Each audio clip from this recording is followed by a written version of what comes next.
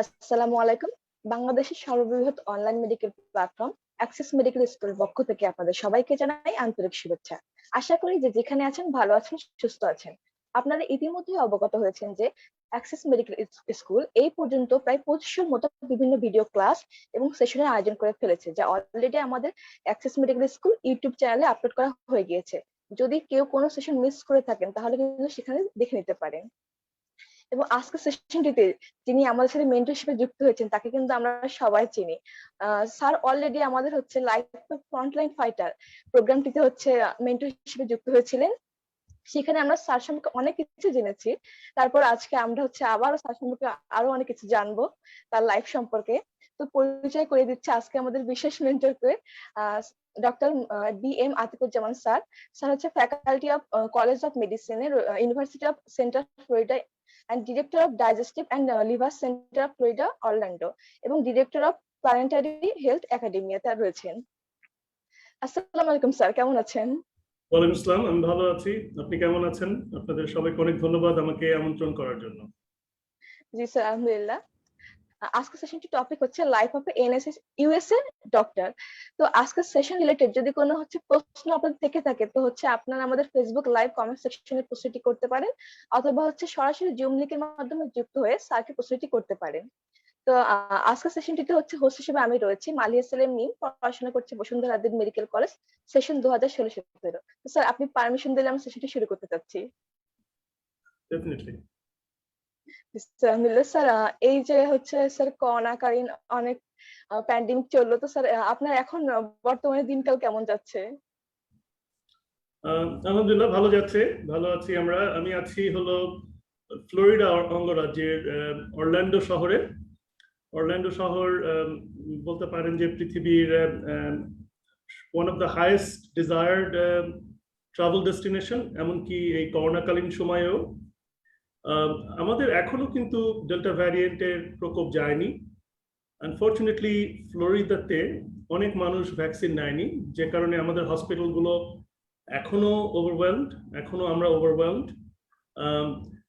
কিন্তু ডাক্তারদের মধ্যে অলমোস্ট মেজরিটি আমরা ভ্যাকসিন নিয়েছি, আমাদের পরিবার পরিজন নিয়েছে ভ্যাকসিন। সো আমরা আলহামদুলিল্লাহ ভালো আছি। তবে আমরা সারা পৃথিবীর মতো আমরাও বিপদের মাঝখানে আছি এবং এর মাঝখানে কাজ করে যাচ্ছি। তবে ভ্যাকসিন ইজ ভেরি ইফেক্টিভ, যে জন্য আমরা অনেকটা স্বাভাবিক জীবনযাত্রায় ফিরে গেছি। আমি করোনাকালীন সময়ে একদিনের জন্য সামনাসামনি রোগী দেখা বাদ দেইনি। 2 সপ্তাহের জন্য আমি রোগী দেখা থেকে বিরত ছিলাম, কারণ আমার নিজেরই করোনা ইনফেকশন হয়েছিল। তাছাড়া সে আগের মতনই রোগী দেখছি। আমাদের সেন্টার ইজ ভেরি বিজি। আমার মনে হয় জীবনে আমি কোনোদিন এত বিজি ছিলাম না। অনেক রোগী, প্রায় 4-5 মাস ওয়েটিং টাইম আছে এখন। তো হ্যাঁ, আলহামদুলিল্লাহ আমরা ভেরি বিজি আসলে, এবং জীবনযাত্রা অনেকটা আগের মতন হয়ে গেছে। জি স্যার, আলহামদুলিল্লাহ, শুনে অনেক ভালো লাগলো। তো স্যার হচ্ছে আপনি তখন ইউএসএ তে ডক্টর হিসেবে রয়েছেন, তো স্যার বাংলাদেশে যখন ছিলেন তখন হচ্ছে বাংলাদেশে কোথাও হচ্ছে জব বা ট্রেনিং করেছিলেন কিনা, বা হচ্ছে ক্যারিয়ার করার কোনো প্ল্যান করেছিল কিনা, যদি একটু জানাতেন আমাদের বিষয়ে। আমি সবসময় বাংলাদেশে থাকতে চেয়েছি, এবং আমি যখন ছাত্র ছিলাম তখনই আমার কয়েকটা প্ল্যান ছিল। একটা প্ল্যান ছিল যে আমি একজন গ্যাস্ট্রোএন্টারোলজিস্ট হব। আমার আরেকটা প্ল্যান ছিল যে আমি বাংলাদেশে থাকব, এবং আমার আরেকটা প্ল্যান ছিল যে আমি ঢাকায় থাকবো না, আমি ঢাকার বাইরে কোনো শহরে থাকবো। আমি আমার বাবা মার দেশের বাড়ি খুলনা বিভাগে, খুলনা শহরে আমার থাকার ইচ্ছে ছিল। যদিও আমি ঢাকাতে বড় হয়েছি এবং ঢাকার জীবনযাত্রায় অভ্যস্ত ছিলাম, কিন্তু আমি সবসময় ঢাকার বাইরের জীবনযাত্রা আমাকে টেনেছিল। কিন্তু একই সাথে আমি উচ্চশিক্ষার দিকে সবসময় আমার একটা আকর্ষণ ছিল, এবং আমি অল্প বয়সেই টের পেয়ে গিয়েছিলাম যে উচ্চশিক্ষার জন্য আমাকে ভালো কোনো জায়গায় যেতে হবে যেখানে মেডিকেল এডুকেশনটা সবচাইতে ভালো। এবং আমার ইচ্ছা ছিল যে যেহেতু বাংলাদেশের অধিকাংশ মেডিকেল কলেজ ব্রিটিশ মেডিকেল কাউন্সিলের আওতাধীন ছিল সেই সময়, এখনো আছে বোধহয়, তো আমার ইচ্ছা ছিল ইংল্যান্ডে যে ফার্দার ডিগ্রি করা। আমি কোনো সময় ভাবিনি কোনোদিন যে আমি আমেরিকায় আসবো, তবে একটা জিনিস আমরা বুঝেছি যে, এবং ছোটবেলা থেকেই আমরা আমরা যেটা মানে অন্তরে ধারণ করেছি, সেটা হলো যে গ্লোবাল সিটিজেন বা বিশ্ব মানব। মানে একটা দেশে আপনি জন্মগ্রহণ করতে পারেন, কিন্তু আপনি বিশ্বের নাগরিক। এই জিনিসটা খুব ইম্পর্ট্যান্ট রিয়েলাইজ করা, যে আপনি বাংলাদেশে জন্মগ্রহণ করেছেন ঠিকই, কিন্তু পুরোটা বিশ্ব আপনার। এবং আমার মনে হয় যে আমার মধ্যে ওই জিনিসটি ছিল। আমি প্রথম থেকেই ভাবতাম যে আমি একজন বৈশ্বিক নাগরিক বা গ্লোবাল সিটিজেন। তো আমি সবসময় ভাবতাম যে পোস্ট গ্রাজুয়েশনের জন্য দেশের বাইরে যেতে হবে, দেশে ফিরতে হবে। এমনকি পরবর্তীতে যখন দেখলাম যে না, হয়তো আমি দেশের বাইরে সেটেল করবো, কিন্তু তারপরও দেশের প্রতি আমার যে টানটা সেটা আমি রেখেছি অ্যাজ এ গ্লোবাল সিটিজেন হিসেবে। তো আমি যখন বাংলাদেশ থেকে চিটাগং মেডিকেল কলেজ থেকে আমি 1992 ডিসেম্বরে আমাদের ফাইনাল প্রফেশনাল পরীক্ষা হয়। 1993 জানুয়ারিতে আমি রেসিডেন্সি শুরু করি, মানে ইন্টার্নশিপ যেটা বাংলাদেশে। সেই সময় কোনো সরকারি চাকরি ছিল না ডাক্তারদের। সেই সময় বেসরকারি খাতে হসপিটালও ছিল না, এবং বেসরকারি খাতে চাকরি পাওয়া খুব দুরূহ ছিল। আরেকটা জিনিস ছিল যে সবার সমান সুযোগ ছিল না। বাংলাদেশে সবসময় আমরা দেখেছি যে যাদের ভালো পারিবারিক বা ব্যক্তিগত কানেকশন আছে তারা আগে ভাগে, অনেক সময় দেখা গেছে যে তাদের যোগ্যতা ছাড়াও চাকরি হয়ে গেছে। আমরা দেখেছি, আমি যখন মেডিকেল কলেজ থেকে বের হলাম, আপনি যত মেধাবী হন না কেন, দেখা গেল যে কিছু কিছু বেসরকারি জায়গা যেমন আইসিডিডিআরবি, যেমন কিছু কিছু নন গভর্নমেন্ট অর্গানাইজেশনে আমার কিছু কিছু বন্ধু খুব সহজে চাকরি পেয়ে গেল, এবং বলতে পারেন যে কোনো রকম ইন্টারভিউ ছাড়া। আমি চিটাগং মেডিকেল কলেজে ইন্টার্নটি করার সময় আমি একবার ঢাকায় আসলাম। এসে আমার মেন্টর ছিলেন প্রফেসর আজাদ খান স্যার, উনি এখন ন্যাশনাল প্রফেসর। আরেকজন মেন্টর ছিলেন প্রফেসর মাহমুদ হাসান, কারণ তারা দুজনই গ্যাস্ট্রোএন্টারোলজিস্ট এবং বাংলাদেশের পাইওনিয়ার গ্যাস্ট্রোএন্টারোলজিস্ট। তো ওনাদের সাথে আমি একদিন পারমিশন নিয়ে দেখা করলাম। তারা অত্যন্ত মহান এবং উদার মানুষ, আমাকে একটু সময় দিলেন, কথা বললাম দুজনের সাথে।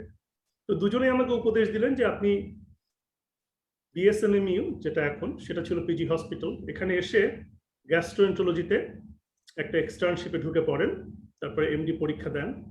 সরকারি চাকরি হলে হলো, না হলে হলো, কিন্তু পোস্ট গ্রাজুয়েশনটা যেন চলতে থাকে। তো আমি ঢাকায় এসে ভর্তি হলাম। আমি তখন পার্ট টাইম চাকরির খোঁজ করতে লাগলাম, কিন্তু আমার বাবা মা আমাকে নিরুৎসাহিত করলেন। তারা বললেন যে দেখো, তুমি পড়াশোনা ঠিক মতন করো, পোস্ট গ্রাজুয়েটটা করো, এবং যদি দরকার হয় তুমি দেশের বাইরে চলে যাও। তখন আমি প্ল্যান করছিলাম যে আমি ইংল্যান্ডে চলে যাব এমআরসিপি করতে, কিন্তু আমি ঢাকার, আমার বাবা একজন সরকারি কর্মকর্তা, আমার মা একজন শিক্ষিকা। আমার খারাপ লাগছিল যে তাদের জমানো টাকা ভেঙে ইংল্যান্ডে যেয়ে আমার পোস্ট গ্রাজুয়েশন করা। তখন আমি পথ খুঁজছিলাম যে কিভাবে একটা চাকরি পাওয়া যায়, বা কিভাবে বিদেশে যাওয়া যায়, বা কোনো স্কলারশিপ পাওয়া যায় কিনা। এই জিনিসগুলো খুব দুরূহ ছিল সে সময়, এবং সে সময় ইন্টারনেটও ছিল না। যেমন তোমরা চাইলেই আমেরিকার একজন ডাক্তারের সাথে কথা বলতে পারছো, বা তাকে রিকোয়েস্ট করছো সে তোমাদের সাথে এসে কথা বলছে, এরকম ব্যবস্থা কোনো সময় ছিল না। তো তোমাদের কাছে পৃথিবী যতটা সহজ এখন, আমাদের কাছে পৃথিবী অতটা সহজ ছিল না। তো তখন আমরা খবর নিয়ে জানলাম যে আফ্রিকাতে গেলে চাকরি পাওয়া যায়, সাউথ আফ্রিকাতে। কিন্তু সেই সময় অ্যাপার্থাইডের কারণে, বর্ণবাদের কারণে বাংলাদেশি পাসপোর্ট বা বাংলাদেশি সিটিজেনের সাউথ আফ্রিকায় ভ্রমণ নিষিদ্ধ ছিল, এবং আমাদের পাসপোর্টে সিল দেওয়া থাকতো যে আপনি যদি বাংলাদেশের সিটিজেন হন, সাউথ আফ্রিকা, ইসরায়েল এবং নর্থ কোরিয়া, এই তিনটা দেশে আপনারা ভ্রমণ করতে পারবেন না। তো অবশ্যই আমাদের সেখানে বাধা বিপত্তি ছিল। হঠাৎ করে দেখলাম যে মেডিকেল কলেজের 3 জন বড় ভাই, তারা সাউথ আফ্রিকার দিকে রওনা হচ্ছেন। তারা পিজিতে এসেছিলেন সবার সাথে দেখা করতে, যাবার 3 দিন আগে তো আমাদের সাথে দেখা হলো। তখন আমি পিজিতে এক্সটার্নশিপ করছি, মাত্র 3 মাস কেটেছে, তখন মার্চের মাঝামাঝি। তো আমি ওনাদেরকে বললাম যে আপনারা যে যাচ্ছেন, আপনারা কি চাকরি নিয়ে যাচ্ছেন বা স্কলারশিপ নিয়ে যাচ্ছেন? তো ওনারা খোলাখুলি ভাবে বললেন যে না, আমরা যাচ্ছি ভাগ্যের অন্বেষণে। আমরা প্রথমে যাব নাইরোবিতে, সেখানে চাকরি খুঁজতে থাকবো। চাকরি না পেলে আমরা যাব তানজানিয়াতে, সেখানে চাকরি না পেলে জাম্বিয়াতে যাব। জাম্বিয়াতে গেলে চাকরি পাওয়াই যাবে, এবং জাম্বিয়াতে চাকরি নিয়ে বা জিম্বাবুয়েতে চাকরি নিয়ে সেখানে সাউথ আফ্রিকার জন্য পরীক্ষা দিব এবং সাউথ আফ্রিকার পরীক্ষা পাশ করলে আমরা সাউথ আফ্রিকাতে চাকরি করব। তো তখন ওরা আরো কিছু বললেন যে দেখো তুমি তো তোমার তো অ্যাম্বিশন আছে, সাউথ আফ্রিকার training, south Africa MRCP part 1 এর পরীক্ষার সেন্টার আছে এবং সাউথ আফ্রিকার যে এমআরসিপির যে সেকেন্ড পার্টের যে ট্রেনিং সবগুলো হসপিটাল অ্যাফিলিয়েটেড। তুমি সাউথ আফ্রিকা ট্রেনিং করে যেয়ে তুমি ইংল্যান্ডে যে এমআরসিপি পরীক্ষা দিতে পারবে। তখন আমি খবর নিয়ে জানলাম যে তারা সত্যি কথা বলেছেন, তারা জানেন এটা। তখন বললাম যে এটা তো সাপে বর হয়ে গেল। আমি একটা অ্যাডভেঞ্চার লাইফের শুরুতে শুরু করলাম, আমি আমার উচ্চশিক্ষাও নিলাম, আমার ভ্রমণের খুব শখ, এই নিজের চাকরি খোঁজার জন্য একটা ভ্রমণও হয়ে গেল। তো আমি আমার বাবা মাকে বললাম সেদিনই সন্ধ্যার সময় যে আমার 3 জন বড় ভাই আফ্রিকাতে যাচ্ছেন। আমার আব্বা বললেন যে ওনাদের কি চাকরি হয়েছে? আমি বললাম যে না, ওনারা ওখানে যে চাকরি খুঁজে বের করবেন।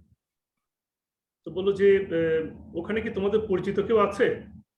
আমি বললাম যে না, নাইরোবি বা তানজানিয়াতে কেউ পরিচিত নেই, কিন্তু জাম্বিয়াতে কিছু বাংলাদেশি ডাক্তার কাজ করছে। তো বললো যে ঠিক আছে। আমার আব্বা খুব আমার উপরে অনেক ওনার আস্থা ছিল, আমার বাবা মার, এবং ওনারা বলছে ঠিক আছে তুমি যাও। তুমি কিছু টাকা আমাকে দিলেন, বললেন যে এই টাকা যখন অর্ধেক হয়ে যাবে খরচ করতে করতে তখন রিটার্ন টিকিটও কেটে নিয়ে যাও, তুমি সোজা বাংলাদেশে চলে আসবে। তো বলতে পারেন যে সম্পূর্ণ অজানার উদ্দেশ্যে, যে সম্পর্কে আমরা কোনো কিছু জানি না, যে সম্পর্কে আমরা কোনো কিছু চিনি না, সেই দিকে একদিন জীবন শুরু করেছিলাম। আমি আমেরিকাতে এখন একজন ওয়েল নোন গ্যাস্ট্রোএন্টারোলজিস্ট, সারা বিশ্বে অনেক জায়গায় পরিচিতি আছে, কিন্তু আমি কিন্তু শুরু করেছিলাম আমার ক্যারিয়ার একদম অজানা, অচেনা, আননোন একটা রিস্কি ডিসিশন নিয়ে। এবং সেটা যদি আমি এখন চিন্তা করি, আমি ভয় পাই যে কিভাবে সেদিন এই সিদ্ধান্তটা নিয়েছিলাম। তো এই সিদ্ধান্তটা নিতে আমাকে সাহায্য করেছিল কয়েকটা জিনিস। একটা জিনিস হলো তখন বাংলাদেশে ডাক্তারদের চাকরি ছিল না। 2 নম্বর, উচ্চশিক্ষার একটা আকাঙ্ক্ষা ছিল। এবং 3 নম্বর, অ্যাডভেঞ্চার করার একটা খুব শক্ত মাইন্ড ছিল। জীবনটা একটা অ্যাডভেঞ্চার, এবং আমি সারা জীবনই দেখেছি যে আপনি সৃষ্টিকর্তার উপর বিশ্বাস রাখবেন, নিজের উপর বিশ্বাস রাখবেন, একটা লক্ষ্য থাকতে হবে, এবং আপনি যদি ঝাঁপিয়ে পড়েন সেটা সম্ভব করা, যে কোনো কিছু করা সম্ভব। এবং আমি আমার জীবনের অনেক ক্ষেত্রে দেখেছি যে মেজার্ড ডিসিশন নিতে হবে, এবং মেজার্ড ডিসিশন মানে মেপে ডিসিশন নিতে হবে, এবং অনেক সময় ডেয়ারিং ডিসিশন নিতে হবে, কিন্তু কতটুকু রিস্ক আছে ওটা বুঝতে হবে, এবং সেটা নিলে ইউ ক্যান বি সাকসেসফুল। আরেকটা হলো যে আমাদের শতকরা 99% মানুষের, আমি যেটা দেখি, তারা সচরাচর প্রকৃতিতে যেভাবে চলে সেভাবে যায়। আমি এমবিবিএস পাস করলাম, আমি এফসিপিএস এ ঢুকলাম, আমি এমডি কোর্স করলাম, একটা সচরাচর যেভাবে। আমার বাবার অত সামর্থ্য ছিল না, আমারও নিজেরও অত সামর্থ্য ছিল না। আমার একটা মাত্র সামর্থ্য ছিল, সেটা হলো যে আমি মেডিকেল কলেজে অনেক পড়াশোনা করেছিলাম, আমি মেডিকেল কলেজে একজন মেধাবী ছাত্র হিসেবে পরিচিত ছিলাম। আরেকটা ছিল যে আমার লেখাপড়ার বাইরে কিছু এক্সট্রা কারিকুলার অ্যাক্টিভিটি করার অভ্যাস ছিল। আমি লিখতে পারতাম ভালো, আমি পাবলিকেশন করতে পারতাম ভালো, আমি কথা বলতে পারতাম ভালো। সো এই সম্বলগুলো নিয়ে আমি এগিয়ে গিয়েছিলাম। তো আমি বলবো যে first think that you are a global citizen. তার মানে তোমাদের কোনো বাধা নেই, ইউ ক্যান গো এনিওয়ার। এবং সারা বিশ্বে ডাক্তারের চাহিদা কোনো দিন শেষ হবে না। বাংলাদেশেও ডাক্তারের চাহিদা কোনো দিন শেষ হবে না। যারা বলে যে আমি চাকরি পাই না, বা যারা বলে যে আমি খুব কষ্টে আছি, তো এটা আছি, এক একজনের এক এক রকম জীবনযাত্রা, আমি সেটা বলবো না, মানে এক একজনের এক এক রকম সমস্যা আছে, এক একজনের এক এক রকম পরিপ্রেক্ষিত আছে। কিন্তু আমি যেটা বলবো সেটা হলো যে সাহসী হতে হবে, নিজের উপর বিশ্বাস রাখতে হবে। একটা হলো যে you have to be a good what you do. তার মানে তুমি যদি একজন ডাক্তার হও, তোমাকে ভালো ডাক্তার হতে হবে, ভালো পড়াশোনা জানতে হবে, নতুবা কিন্তু কাজ হবে না। দ্যাটস দ্য মোস্ট ইম্পর্টেন্ট জিনিস। একজন ডাক্তারের আসল কাজ হলো ডাক্তারি পড়া, একজন মেডিকেল স্টুডেন্টের আসল কাজ হলো একজন ভালো মেডিকেল ছাত্র হওয়া। এটা একটা জিনিস। আর একটা জিনিস, সবসময় একটা জিনিস জানার প্রতি আগ্রহ থাকতে হবে। আমি যখন অ্যানাটমি পড়তাম বা ফিজিওলজি পড়তাম, আমাদের সময় একরকম বই ছিল, ওটার নাম ছিল বিডি চৌরাশিয়া, ইন্ডিয়ান একটা বই, খুব ভালো বই। তো ওটা খুব ভালো ছিল। তারপরও আমি স্নেলের অ্যানাটমি বইটা কিনেছিলাম। আমার গ্রেজ অ্যানাটমির বড় বইটা ছিল সাথে। সো আমি অনেকগুলো বই পড়তাম, একই জিনিস দেখতাম, এবং আমার সবসময় অ্যাপ্লাইড এর উপরে খুব একটা মানে ইন্টারেস্ট ছিল। Applied anatomy, applied physiology. কেন? যে শুধু বেসিক ফান্ডামেন্টালটা জানা না, আমাদের শরীরে সেটা, এই যে আমি অ্যানাটমির একটা নার্ভ ডিস্ট্রিবিউশন জানলাম, how it will really help me as a doctor. কারণ মুখস্থ করলে তো সার্ভাইকাল প্লেক্সাস এর ট্রিবিউটরিজ তো মুখস্থ করলে হবে না, কোন জিনিসটা অ্যাপ্লাইড হবে আমাদের জন্য, সেটা আমার সবসময় একটা ইন্টারেস্ট ছিল। তো ওই ইন্টারেস্টটা থাকতে হবে যে আমি কি করতে চাই বা ভবিষ্যতে কি করব, সেটা যদি আমি প্রথম থেকেই জানা শুরু করি, শেখা শুরু করি, সেটা বোধহয় একটা দীর্ঘস্থায়ী একটা ফল আছে। এবং আমি একটা কথা বলতে পারি যে কোনো নলেজ, কোনো জ্ঞান বিফলে যায় না। স্যার মানে অসংখ্য ধন্যবাদ স্যার। স্যার আপনার হচ্ছে এই ইচ্ছা, সাহসিকতা, তারপর হচ্ছে এই যে পরিশ্রম, আগ্রহ, তারপর মেধা, এই সবকিছু মিলিয়ে স্যার আজকে আপনি এই পজিশনে, এবং আপনি ডাক্তার হিসেবে অনেক প্রাউড ফিল করেন নিজেকে, এবং খুশি মানে অনেক হ্যাপিলি হচ্ছে লাইফ লিড করতেছেন। তো স্যার হচ্ছে আপনি তো বিভিন্ন দেশ ঘুরেছেন, বিভিন্ন জায়গায় হচ্ছে চাকরি করেছেন, পড়াশোনা করেছেন। তো স্যার হচ্ছে আপনি ইউএসএ তে ক্যারিয়ার করার চিন্তা হচ্ছে কেন করেছেন? আমার আমেরিকাতে কোনোদিন আসার ইচ্ছে ছিল না। আমি যখন বাংলাদেশ ছেড়েছিলাম, আমার দুটো ব্যাগ ছিল। একটা ব্যাগে ছিল কাপড় চোপড়, কিছু নিত্য ব্যবহারের জিনিসপত্র, আর একটা ব্যাগ ছিল বই। এবং সেই বইতে আমার বইয়ের মধ্যে অধিকাংশ বই ছিল এমআরসিপি করার বই, ইউএসএমএলই করার কোনো বই ছিল, ইউএসএমএলই পরীক্ষা দেবার কোনো বই ছিল না। আমি completely preparing for MRCP exam, ইংল্যান্ডে যে এমআরসিপি করব। তো আমি যখন দেশের বাইরে গেলাম, যখন পৃথিবীটা আমার কাছে উন্মুক্ত হয়ে গেল, যখন আমি জাম্বিয়াতে একটা হসপিটালে কাজ করি, দেখলাম যে সেখানে অনেক রিসার্চ হচ্ছে, খুব ইন্টারেস্টিং। আমি জাম্বিয়াতে, যে আমার ওই গল্পটা বলবো হয়তো পরে, আমি জাম্বিয়াতে যে চাকরি পেলাম একটা বড় হসপিটালের চিফ মেডিকেল অফিসার হিসেবে। তো আমার অনেক দায়িত্ব ছিল, 350 বেডের একটা হাসপাতাল ম্যানেজমেন্ট করার দায়িত্ব ছিল আমার উপরে। এবং আমার 8 জন অ্যাসিস্ট্যান্ট ছিল, তারা ডাক্তার না, তারা সব physician assistant, midwives, nurse, anaesthesia assistant, they are as good as a doctor.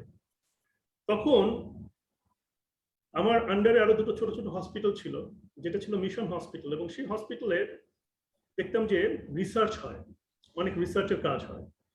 HIV তখন সারা পৃথিবীতে একটা বিশাল প্রবলেম, এবং এইচআইভির কোনো মেডিকেশন তখনও আবিষ্কার হয়নি। হেপাটাইটিস সি ট্রিটমেন্ট তখনও ডেফিনিটিভ ট্রিটমেন্ট আসেনি। তো ওই সময় আমার একটা সুযোগ হয়েছিল রিসার্চে কাজ করার, এবং research is a absolutely necessary thing.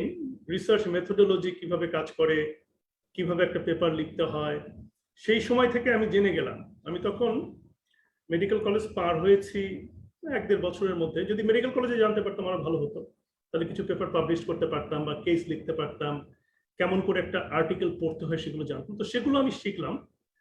আমি যে হসপিটালে দায়িত্বে ছিলাম, একটা হসপিটালে, সেখানকার চিফ মেডিকেল অফিসার ছিল আমেরিকার একজন, সে রিলিজিয়াস মিশনে এসেছে, সে ডাক্তার, অ্যাট দ্য সেম টাইম সে আবার একজন ধর্মযাজক। এবং সে কঠোর পরিশ্রম করত, রিসার্চ করত এবং ধর্ম প্রচার করত। এবং সেটা ছিল ক্যাথলিক একটা হসপিটাল। বাংলাদেশে এরকম অনেক ক্যাথলিক হসপিটাল আছে, স্থাপনা আছে। তো আমি, ওই ভদ্রলোক আমার লাইফের এটা চেঞ্জ করে দিলেন। উনি সমস্ত জার্নাল সাবস্ক্রাইব করতেন। নিউ ইংল্যান্ড মেডিকেল জার্নালের কথা তার কাছ থেকে আমি প্রথমে শিখলাম, ল্যান্সেট, গাট। তো আমি ওনার ওখানে যেতাম, ওনার পড়ে দেওয়া জার্নালগুলো আমি নিয়ে আসতাম, আমি ওনার সাথে রিসার্চ শুরু করলাম। তখনই আমি দেখলাম যে সারা পৃথিবীতে new invention of medical science, advances of medical science হচ্ছে আসলে আমেরিকাতে, এবং আমেরিকার development and improvement is unremarkable, they are the leader. তখনই কিন্তু আমার চোখ খুলে গেল, এবং তখন আমি একটা রিসার্চ শুরু করলাম যেটা এনএইচএস এর, ন্যাশনাল হেলথ আমেরিকার, তাদের national institute of health NIH এর ফান্ডিং এর একটা প্রোগ্রাম ছিল হেপাটাইটিস সি ট্রিটমেন্টের উপর। আমি সেটাতে ইনভলভ হলাম এবং সেটা পরবর্তীতে পাবলিশড হয়েছিল ল্যান্সেটে। তো তখন I came to know research methodology এবং how great the American medicine is. আবার এদিকে আমার ছোট বোনের জামাই, উনি প্লাস্টিক সার্জন, উনি ইংল্যান্ডে তখন থাকেন। উনিও আমাকে বললেন যে আতিক, তুমি যদি বিদেশে ক্যারিয়ার করতে চাও বা লেখাপড়া করতে চাও, ইংল্যান্ডে এসো না, তুমি আমেরিকায় যাও, because the opportunity is better there, opportunity is better. তো তখন আমি, যেহেতু আমি একজন আমেরিকানের সাথে কাজ করতাম, উনি আমাকে স্পন্সর করে দিল রিসার্চের জন্য, যে হ্যাঁ, এই একটা চিঠি লিখে দিল, আমি আমেরিকান এমবাসিতে দাঁড়ানোর সাথে সাথে ভিসা দিয়ে দিলাম। মানে I really don't have to worry about that visa. আমি যেদিন গেলাম জাম্বিয়াতে ভিসা নিতে, সেদিন জাম্বিয়াতে ভিসা নিতে গেছে মাত্র একজন মানুষ, আমি। ভিসার কাউন্সিলর আমার সাথে চা খেতে বসলেন এমবাসির বারান্দায়, এবং আমাকে ইন্টারভিউ করলেন যে আপনি আমেরিকায় যাবেন কেন, আপনি তো এখানে ভালো কাজ করছেন, আপনি কি করবেন, এটা সেটা এসব করে আমাকে একটা ভিসা দিয়ে দিল। তো মানে life is very unpredictable and you don't know many things, you learn as you go. তো আমেরিকা আসার কথা কোনোদিন ভাবিনি, কিন্তু আমি আমেরিকাতেই ল্যান্ড করলাম। এবং আমি কোনোদিন রিসার্চ পেপার লেখার কথা ভাবিনি, বা রিসার্চ মেথোডোলজি শেখার কথা ভাবিনি, বা আমাদেরকে ওইভাবে ভাবায়নি কেউ, কিন্তু সেটাও আমি কিন্তু ওই জাম্বিয়াতে যেয়ে শিখলাম। জাম্বিয়া মানে এটা বাংলাদেশের ডাক্তাররা কেউ চিন্তা করতে পারবে না যে একটা ছোট দেশ, সেখানে আবার এত কিছু হয় নাকি। দরিদ্র দেশ, ওখানে অধিকাংশ হসপিটালগুলো ইউরোপিয়ান ইউনিয়নের ফান্ডিং এ চলে, WHO এর ফান্ডিং এ চলে। কিন্তু একটা জিনিস দেখলাম যে ওখানকার ডাক্তাররা, অ্যাডমিনিস্ট্রেটররা, দে আর ভেরি প্যাট্রিয়টিক, খুব দেশপ্রেমিক, and they are very advanced, very hard working. তো আমার একটা বিরাট আই ওপেনিং, চোখ খুলে গেল যেটাকে বলে বাংলায়, ওই জাম্বিয়াতে যাওয়ার পরে। তো that was my story, that's how I get attracted to go to America. এবং আমি তখন আমার বাবা মাকে বললাম যে আমার এই বাংলাদেশের USMLE এর কিছু বই যদি জোগাড় করে দেওয়া যায়। তো আমি তো ততদিনে ঠিক করে ফেলেছি আমি আমেরিকায় যাব। তো আমেরিকায় পৌঁছে গেলাম। আমার বাবা মা বাংলাদেশে ওই তখন নিউ মার্কেটের সামনে একটা বড় বইয়ের মার্কেট ছিল, আমি নামটা ভুলে গেছি, ওখানে সব মেডিকেলের বই বিক্রি করতো। হ্যাঁ, নীলক্ষেত। নীলক্ষেত, হ্যাঁ নীলক্ষেত। তো নীলক্ষেত থেকে আমি ওনাকে লিস্ট দিয়ে দিলাম যে এই বইগুলো আমার জন্য কিনে, আমার ওনাদের একজন পরিচিত থাকেন আমেরিকাতে, তার কাছে পাঠিয়ে দিলেন, এবং ওই সমস্ত বই নিয়ে আমি পড়াশোনা শুরু করলাম। এবং আপনি বলতে পারেন যে সবচেয়ে রেকর্ড শর্টেস্ট টাইমে আমি আমেরিকার যে USMLE পরীক্ষাগুলো খুব অল্প সময়ে 6 মাসের মধ্যে সব পরীক্ষা পাশ করতে। তো এবং বলতে পারেন যে বাংলাদেশি গ্রাজুয়েটদের মধ্যে বোধহয় আমি one of the youngest graduate যে আমেরিকাতে রেসিডেন্সিতে জয়েন করলাম, রেসিডেন্সি পেলাম, এবং পরবর্তীতে গ্যাস্ট্রোএন্টারোলজিস্ট হলাম। One of the youngest, probably youngest Bangladeshi. তো আমি মেডিকেল কলেজ শেষ করলাম, রেসিডেন্সি শেষ করলাম ধরেন 93 শেষের দিকে। 94-এ আমি পিজিতে কয়েক মাস ছিলাম। তারপর আফ্রিকাতে কাজ করলাম 1.5 বছরের মতন। তারপর আমেরিকাতে এসে পরীক্ষা দিয়ে পাশ করে গেলাম। তো হ্যাঁ, আমেরিকা আসার কোনোদিন ইচ্ছা ছিল না আমার, কিন্তু this is a great country, মানে this is one of the greatest country in earth. তারা শুধু সবচেয়ে বড় যেটা, যে মানুষ হিসাবে যে সম্মান এখানে আছে। আপনি একজন ভালো ডাক্তার, আপনি মধ্যে যদি কোয়ালিটি থাকে, এরা আপনাকে ইউ বিকাম এন ইমিগ্রেন্ট। এখানে হিউম্যান রাইটস খুব স্ট্রং, এখানে রিসার্চ করার অনেক পথ আছে, এখানে চাইলে যে কোনো কিছু করা সম্ভব। তো this is the land of opportunity, still it's the land of opportunity. এবং innovation, when it comes to innovation, when it comes to technology, আমেরিকার সিস্টেমটা, আমেরিকার ওয়েলথ সাপোর্ট করে সেটা। আর সেই জন্যই পৃথিবীর সবচেয়ে গ্রেটেস্ট ইনোভেশন গুলো এখানে হয় এবং হচ্ছে। এবং এই জন্যই আসলে আমেরিকাতে চলে আসলাম, এবং এসে যখন এখানে কাজ করা শুরু করলাম তখন দেখলাম যে this is the place where medicine আজকে যেটা তোমরা জার্নালে পড়ছো সেটাই আমরা প্র্যাকটিস করছি। আর একটা জিনিস হলো যে আমেরিকার তুমি যে কোনো প্রান্তেই থাকো না কেন, the medicine practice is very same. মানে যেমন ঢাকাতে একটা পেশেন্টকে যেভাবে ম্যানেজ করা দেওয়া হয়, আমাদের যশোরের নড়াইলের খরুরিয়া গ্রামের ডাক্তারটাও ঠিক একইভাবে ম্যানেজ করে পেশেন্ট। এখানে আমেরিকাতেও একটা সিস্টেম তারা তৈরি করে ফেলেছে। এবং আরেকটা বড় জিনিস যে মানে ডাক্তাররা নিজেদেরকে দেখলাম যে নিজেদের যে পজিশন সেটাকে তারা অক্ষুণ্ণ রাখছে। নিজের পজিশন কিন্তু নিজেকে রাখতে হয় ঠিক করে। যেমন আমেরিকাতে মুড়ি মুরগির মতন ডাক্তার তৈরি করে না এরা। প্রতি বছর কি পরিমাণ ডাক্তার তৈরি হবে দে ডিটারমাইন ইট, এবং ডাক্তাররাই ডিটারমাইন করে। একটা ব্যবসায়ী চাইলেই একটা মেডিকেল কলেজ খুলতে পারে না। It's a very strictly regulated procedure. একটা ডাক্তার চাইলেই একটা হসপিটাল খুলতে পারে না। ডাক্তাররা আমার স্টেটে কোনো হসপিটালের ওনার হতে পারে না। ডাক্তারদেরকে ওইভাবে ব্যবসার দিকে উৎসাহিত করা হয় না। হ্যাঁ, ডাক্তার একটা ইনস্টিটিউশন, একটা সেন্টারের পার্ট ওন করতে পারে, সেটা আলাদা কথা, একটা প্র্যাকটিস ওন করতে পারে। কিন্তু এই দেশে আইন করা হয়েছে যাতে আপনি রুগীদেরকে নিয়ে ব্যবসা শুরু করে না দেন। এই দেশে আইন করা হয়েছে যাতে আপনারা ফি শেয়ারিং না করতে পারেন, যাতে আপনারা কমিশন না খেতে পারেন, ফি স্প্লিটিং না করতে পারেন। এই দেশের যে সিস্টেমটা, এই সিস্টেমটা খুব ইউনিক। এটা আপনাকে শুধু ভালো ডাক্তার না, একটা ভালো মানুষ হতেও সাহায্য করে। তো এই জন্যই আসলে আমেরিকাতে অ্যাট্রাক্টেড হয়ে গেলাম, থেকে গেলাম, এবং এই জন্য আমেরিকাতে কাজ করি। আমি যেদিন আমেরিকাতে এসেছি তার পরের বছরই বাংলাদেশে গিয়েছি, আমার মেডিকেল কলেজে গিয়েছি, পিজি হসপিটালে গিয়েছি, আমার মেন্টরদের সাথে দেখা করেছি। সেদিন থেকেই বাংলাদেশের সাথে কানেকশন আছে। প্রতি বছর বাংলাদেশে যাই, ক্লাস নেই, টেকনোলজি ট্রান্সফারের চেষ্টা করি। আমি হয়তো দেশে থাকলেও অত কিছু করতে পারতাম না যেটা আমি এখান থেকে করি। এবং এখন আমাদের একটা ইনস্টিটিউশন আছে, প্ল্যানেটারি হেলথ একাডেমিয়া। আমি, ডাক্তার তাসবির, ডাক্তার শাকিল ফরিদ, ডাক্তার নাসের এবং ডাক্তার Hafiz, they all very renowned physician. আমরা প্রায় 200-র মতন very highly accomplished Bangladeshi non resident Bangladeshi স্পেশালিস্টদেরকে নিয়ে একটা প্ল্যাটফর্ম করে ফ্রি অফ কস্ট বাংলাদেশের ডাক্তারদেরকে ট্রেনিং দিচ্ছি। এবং আমাদের ইচ্ছা আছে প্রত্যেকটা মেডিকেল কলেজে, বাংলাদেশে প্রত্যেকটা মেডিকেল কলেজে একটা স্টুডেন্ট রিপ্রেজেন্টেটিভ করে স্টুডেন্টগুলোকে আমেরিকাতে যেটা তুমি আজকে জানতে চাচ্ছ সেগুলো রেগুলারলি জানানো। আমেরিকাতে কি হচ্ছে, শাকিল ফরিদ অক্সফোর্ডে কাজ করে, cardiothoracic surgeon, one of the renowned surgeon in the world.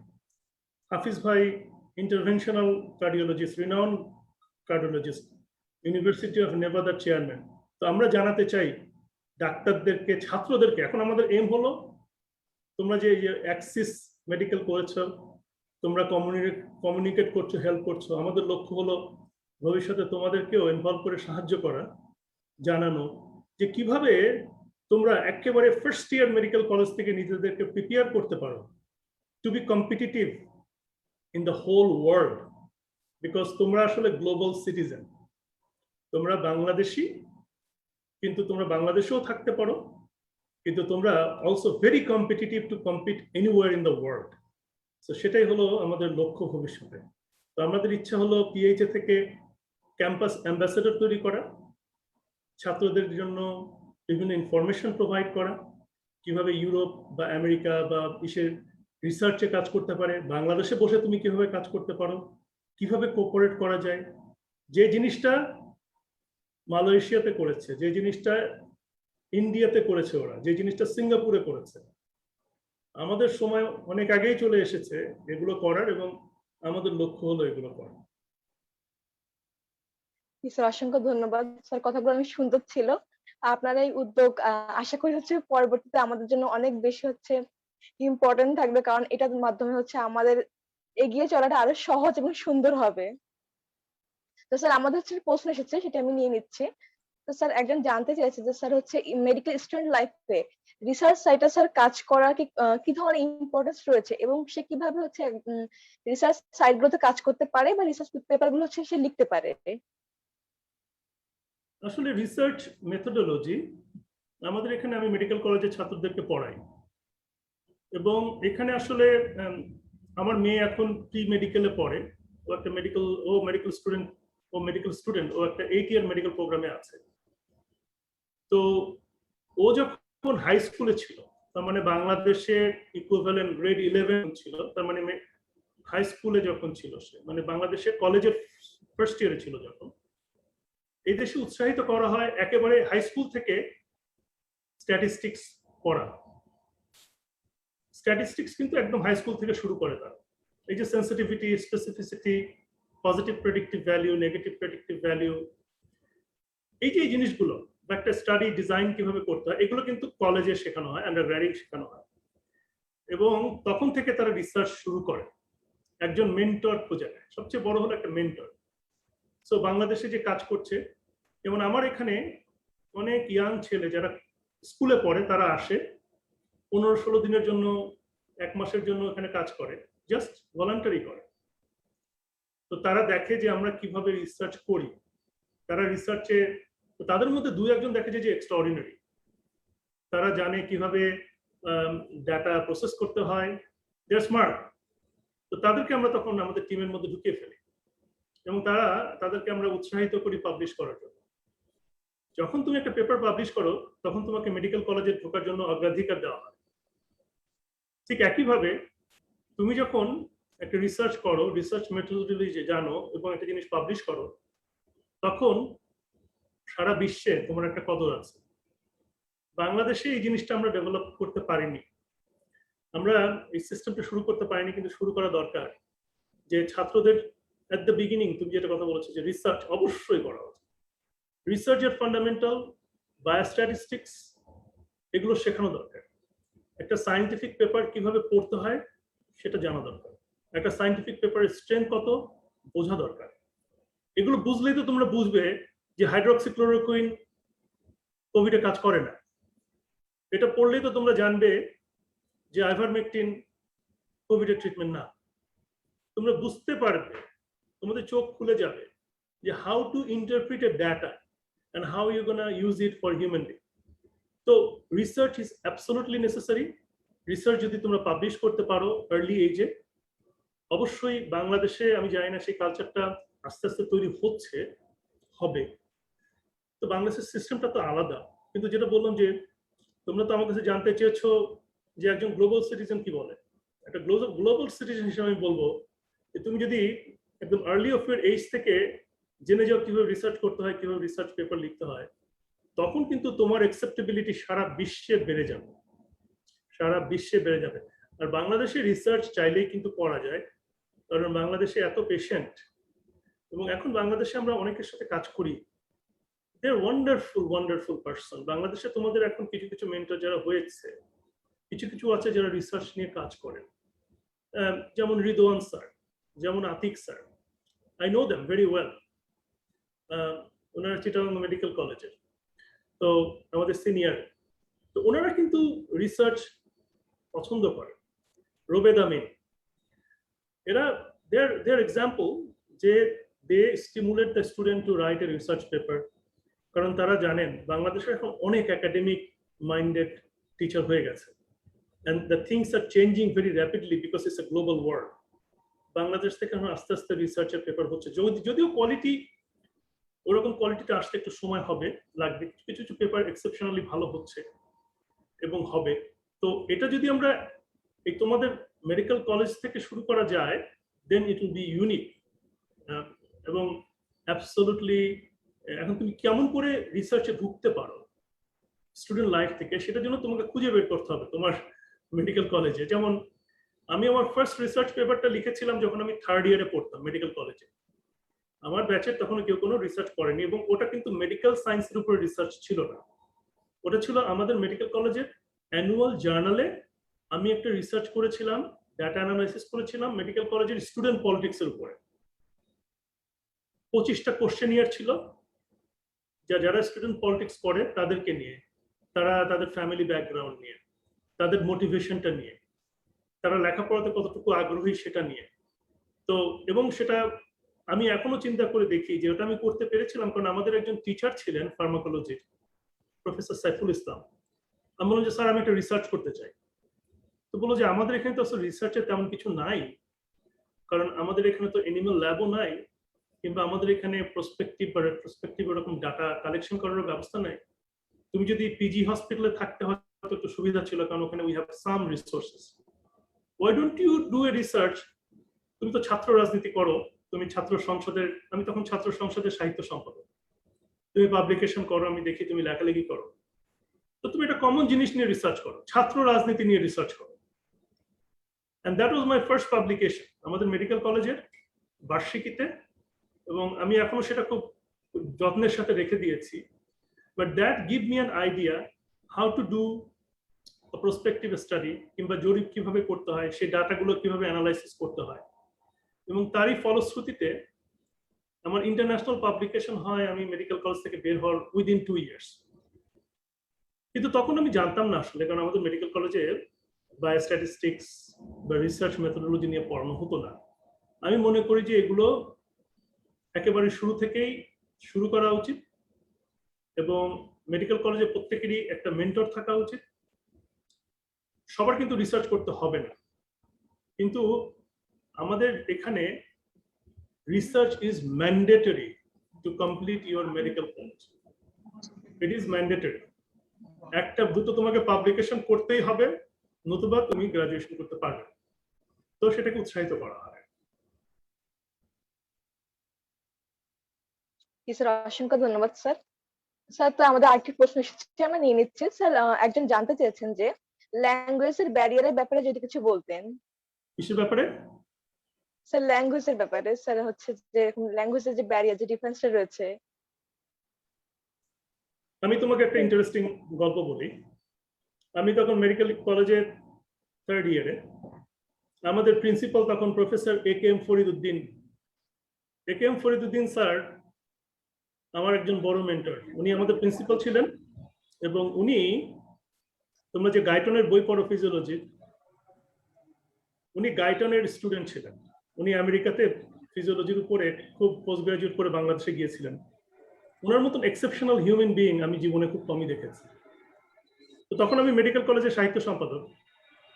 21শে ফেব্রুয়ারির মিটিংয়ে আমি স্যারকে বললাম যে আমাদের মেডিকেল কলেজের ইংরেজিতে সবকিছু পড়ানো হয়, এটাকে পরিবর্তন করে বাংলা করা হোক, কারণ বাংলাদেশের সর্বস্তরে বাংলা চালু করতে হবে।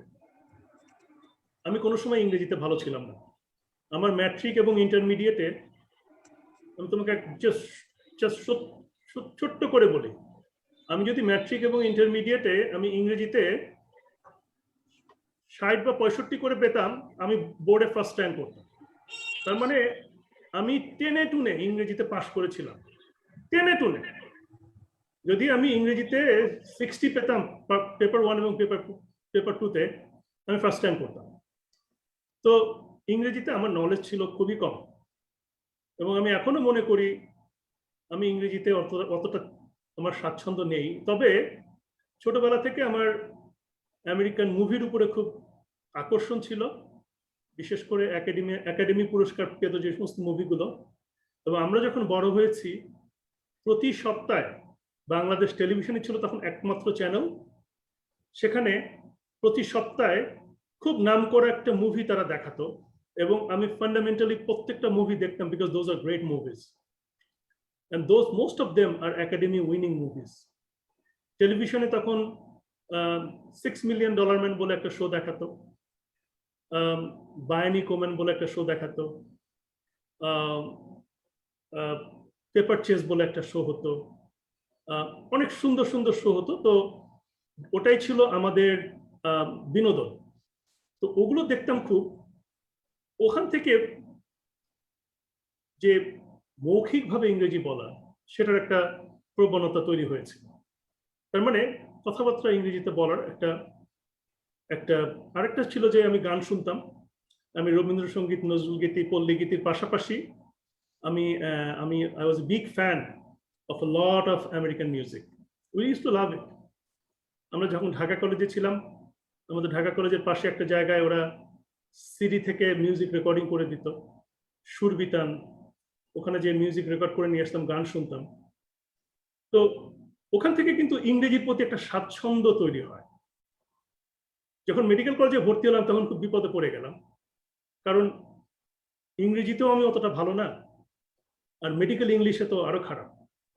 তখন আমার সবসময় সঙ্গী ছিল দুটো বই, একটা হলো মেডিকেল ডিকশনারি, আর একটা হলো ইংলিশ টু বেঙ্গলি ডিকশনারি। এবং আমি নাছোড়বান্দা ছিলাম। আমার ভেরি ফার্স্ট থিং আমি যেটা পড়েছিলাম মেডিকেল কলেজে, সেটা ছিল ফার্স্ট আইটেম মেডিকেল কলেজের, সেটা ছিল মেডিয়েস্টিনাম। যখন আমি গ্রেজ অ্যানাটমি থেকে মেডিয়েস্টিনাম পড়া শুরু করলাম, ওই প্রথম প্যারাটা পড়তে আমার কয়েক ঘন্টা লেগে গেল, কারণ English to Bengali first and then medical dictionary. তো এভাবেই শুরু করেছিলাম, আমি ছাড়িনি। আমি মার্ক করে করে রাখতাম যে কোনটার ইংরেজি কি, কোন ইংরেজির বাংলা কি, কোন মেডিকেল ইসে। তো ওই জিনিসটা কিন্তু আমাকে হেল্প করেছিল, because when you get difficulties you have to find a way to overcome it. তো আমি মনে করি যে আমাদের বাংলাদেশে কারোই আমাদের ইংরেজিতে দক্ষতা ছিল না। তো আমি তোমাকে যে গল্পটা বলছিলাম, তো ফরিদুদ্দিন স্যার আমাদের মিটিং এ আমাকে বললো যে আতিক, তুমি এই কথাটা কিন্তু ঠিক বলনি, কারণ সারা পৃথিবীতে মেডিকেলের মাধ্যম হলো কিন্তু ফান্ডামেন্টালি ইংলিশ, এবং মেডিকেলের গ্রেট ইনোভেশন গুলো হয় ইউরোপে, ইংল্যান্ডে, আমেরিকাতে। তুমি যদি তোমাদের মেডিকেল কলেজের মাধ্যমটা বাংলা করে ফেলো, তোমরা অনেক পিছিয়ে যাবে। আমি স্যারের সাথে একমত হতে পারলাম না ওই মিটিং এ। ওটা ছিল আমি সাহিত্য সম্পাদক, এবং সর্বস্তরে বাংলা শুরু করতে হবে এটা নিয়ে ছাত্র সংসদ এবং টিচার্স অ্যাসোসিয়েশনের কম্বাইন্ড মিটিং এ আমি স্যারের সাথে আমি বিরোধিতা করেছিলাম ভদ্রভাবে, যে স্যার আমি মনে করি যে মেডিকেল কলেজে সর্বস্তরে বাংলা শুরু করা উচিত। তো স্যার আমাকে কিছু বললেন না। তো স্যার আমাকে খুব পছন্দ করতেন আর কি। সরি, আমি তখন সেকেন্ড ইয়ারে পড়ি। তো স্যার আমাদের ক্লাস নিতেন, টিউটোরিয়াল নিতেন। তো স্যারের লেখা অনেকগুলো বই ছিল, তো তার থেকে একটা বই আমাকে দিলেন স্যার একদিন, দিয়ে বললেন যে আতিক, আমার নেক্সট ক্লাসটা তুমি নিবা, তুমি আমাদের লেকচারটা দিবা, এবং এই লেকচারটা হলো নিউরোমাস্কুলার, এই যে ফিজিওলজি চ্যাপ্টার, এটা আমি তোমাকে বইটা দিয়ে দিচ্ছি, ম্যাটেরিয়াল দিয়ে দিচ্ছি, কিন্তু তুমি এটা বাংলায় দিবা। তো স্যার তো তখন আমাদের প্রিন্সিপাল প্লাস আমাদের ফিজিওলজির হেড অফ দ্য ডিপার্টমেন্ট, এবং বাংলাদেশের one of the best teacher, বাংলাদেশের বেস্ট টিচার। এত ভালো টিচার, এত ভালো হিউম্যান বিং আমি জীবনে দেখিনি। তো আমি অনেক কষ্ট করে বাংলায় লেকচার দেওয়ার চেষ্টা করলাম, এবং আমার এত কষ্ট হলো লেকচারটা দিতে, এত কষ্ট হলো, কারণ আমি যখনই কোনো কিছু রেফারেন্সে যাই সেটাই হলো ইংলিশ, এবং যখনই আমার মনে হচ্ছে ব্যাকট্রেস রিয়াকশন বলে একটা রিফ্লাক্স আমাকে বোঝাতে হচ্ছিল, আমি পারছিলাম না। আমি অনেক কষ্টে লেকচারটা দেওয়ার পরে স্যার আমাকে জিজ্ঞেস করলো যে আতিক, তুমি তো একটা লেকচার দিলে না, হোয়াট ইউ থিঙ্ক। তখন আমি বললাম যে স্যার, আমি যে কথাটা বলেছিলাম ওটা ভুল বলেছিলাম। যদিও আমাদের মাতৃভাষা বাংলা, কিন্তু আমাদের যেখানে এডুকেশন মিডিয়াটা ইংরেজিতে হওয়া উচিত সেটা ইংরেজিতেই থাকা উচিত, কিন্তু আমাদের বাংলায় দখল থাকা উচিত, আমাদের বাংলাকে ভালোবাসা উচিত। আমি এখনো বাংলায় স্বচ্ছন্দে লিখি, আমি অনেক জায়গায় লিখি, আমার বাংলা লেখা অনেকে ফলো করে, অনেকে বলে যে আপনি তো খুব ভালো লেখেন, আপনি গল্প লেখেন, কবিতা লেখেন, এগুলো বেশি বেশি করে লেখেন। তো বাংলায় দখল থাকা উচিত, লিটারেচারে দখল থাকা উচিত, কিন্তু ইংরেজিতে অবশ্যই ভালো হতে হবে, প্রফিশিয়েন্ট হতে হবে, এটা আমি মনে করি। কিন্তু আমি তোমাকে আমার উদাহরণ দেখিয়ে বলি, যে ছেলে ম্যাট্রিক ইন্টারমিডিয়েটে একেবারেই ভালো করেনি এবং মেডিকেল কলেজে ডিকশনারি খুলে পড়তে হতো, সে কিন্তু এখন আমেরিকাতে এসে খুব ভালোভাবে প্র্যাকটিস করছে এবং আমাদের যদিও অ্যাকসেন্ট আছে, ইংরেজি বলতে গেলে আমরা অ্যাকসেন্ট দিয়ে বলি, যেমন সিলেটি অ্যাকসেন্ট আছে, চিটাগাংয়া অ্যাকসেন্ট আছে। আমার খুব ইন্টারেস্টিং অ্যাকসেন্ট, আমার অ্যাকসেন্ট হলো সাউথ আফ্রিকান অ্যাকসেন্ট, কারণ আমি সাউথ আফ্রিকাতে বেশ কিছুদিন ছিলাম, আফ্রিকাতে ছিলাম। আমার আফ্রিকান অ্যাকসেন্ট আছে ইংলিশ বলার মধ্যে, কারণ ওখানে আমি বেশি কথা বলতাম সবার সাথে। তো আমি মনে করি যে যদিও বাংলা আমাদের ফার্স্ট ল্যাঙ্গুয়েজ, কারো কোনো ভয়ের কোনো কারণ নাই। you can go as far in your life as you want, কারণ আমার মনে হয় যেটা ইম্পর্টেন্ট তোমার জন্য সেটা হলো প্রথমে আন্ডারস্ট্যান্ড করা যে English is not our first language. আরেকটা জিনিস তোমাদের আন্ডারস্ট্যান্ড করা উচিত যে আমাদের ল্যাকিং আছে এবং সেই ল্যাকিংটা আমরা কিভাবে ওভারকাম করতে পারি, ডিকশনারির সাথে রাখা দরকার। আর এখন তো তোমাদের খুব ইজি, তোমাদের তো সবার কাছে মোবাইল স্মার্টফোন আছে, you can translate anything, it's life becomes so easy for you guys. তো আমার মতে আমি যেটা বলবো, ভয়ের কোনো কারণই নেই, ইংরেজি শেখা, ইংরেজি বলা just a matter of time. এটা নিয়ে ভয়ের কোনো কারণ নেই, তবে আমার মনে হয় যে একটা ইফোর্ট দিতে হবে আর কি, ইফোর্টটা দিলে ইউ ক্যান ওভারকাম। জি স্যার, অসংখ্য ধন্যবাদ। তো স্যার, আসলে এই কথাটা সত্য, যারা ভয় পাচ্ছে, ভয় পাওয়ার কিছু নাই, সময়ের সাথে সবাই সবকিছু শিখে যায়। তো স্যার হচ্ছে এর পরে যে প্রশ্নটি সেটা হচ্ছে স্যার, আপনি তো অনেক বছর ধরে ইউএসএ তে আছেন, তো স্যার সেখানকার কোনো মজার ঘটনা যদি আমার সাথে শেয়ার করতেন। এখানে তো প্রতিদিনই মজার মজার ঘটনা ঘটে। আমি একটা অনেক ইন্টারেস্টিং ঘটনা আছে, এখন কোনটা ছেড়ে কোনটা বলবো। আমি একটা ইন্টারেস্টিং গল্প বলি তোমাকে। তো গল্পটা হলো, তখন আমি ফেলোশিপ করছি নিউ ইয়র্কে, ফেলোশিপ মানে গ্যাস্ট্রোএন্টারোলজি ফেলোশিপ, এবং ফেলোশিপ হলো 3 বছরের ফেলোশিপ ছিল সেই সময়।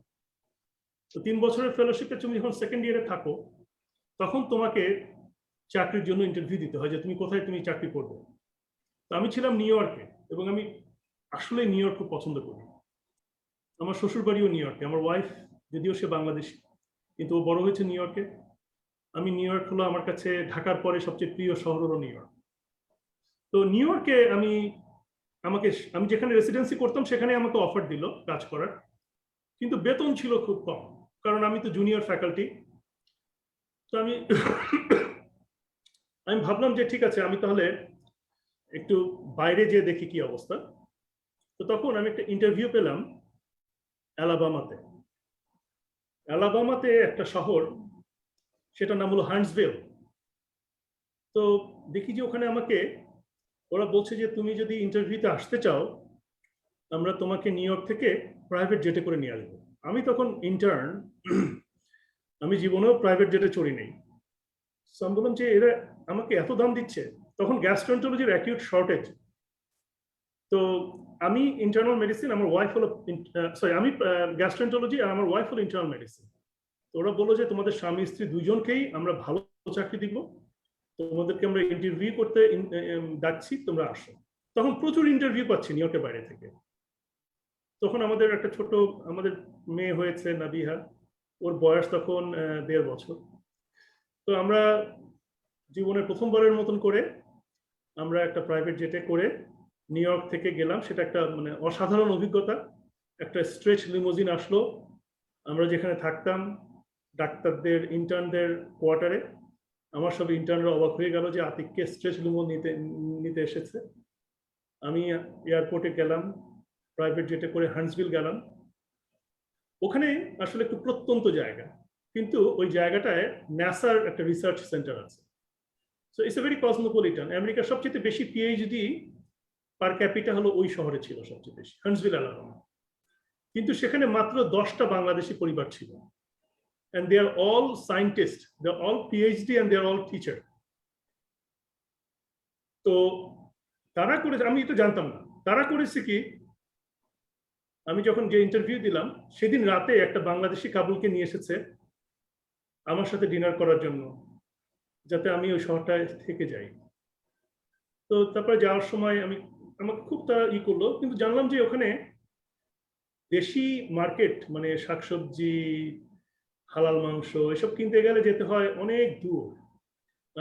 বার্মিংহাম বলে একটা শহর আছে, টাসকালুসা, কিংবা অ্যাটলান্টাতে যেতে হয়, 2.5 ঘন্টা 3 ঘন্টা ড্রাইভ করে যেতে হয়। তো তারা সাধারণত 1 মাসের বাজার একসাথে যে করে নিয়ে আসে, কিংবা 2 সপ্তাহ পর পর যায় বাজার করতে। এটা শুনে আমি একটু দমে গেলাম, কারণ নিউ ইয়র্কে তো আমরা ঘর থেকে বেরোলেই 10 মিনিট 15 মিনিট গেলেই একটা ভারতীয় কিংবা বাংলাদেশি দোকান পেয়ে যাই, হালাল মাংস কোনো ব্যাপারই না, শাকসবজি দেশের মাছ পেয়ে যাই। তো আমি একটু দমে গেলাম। তবে বললাম যে এখানে কি ইন্ডিয়ান রেস্টুরেন্ট আছে? দেখলাম যে না, ইন্ডিয়ান রেস্টুরেন্টও নাই। তো আমি ভাবলাম যে এটা একটা শহর হলো নাকি। সব হলো একদম পিওর আমেরিকানদের জায়গা, নট ভেরি ডাইভার্স। ওরা তখন আমাকে আমাকে বললো যে তুমি যদি এখানে কাজ করো, প্রথম বছরের শেষে তোমার আর্নিং হয়ে যাবে $1 মিলিয়ন।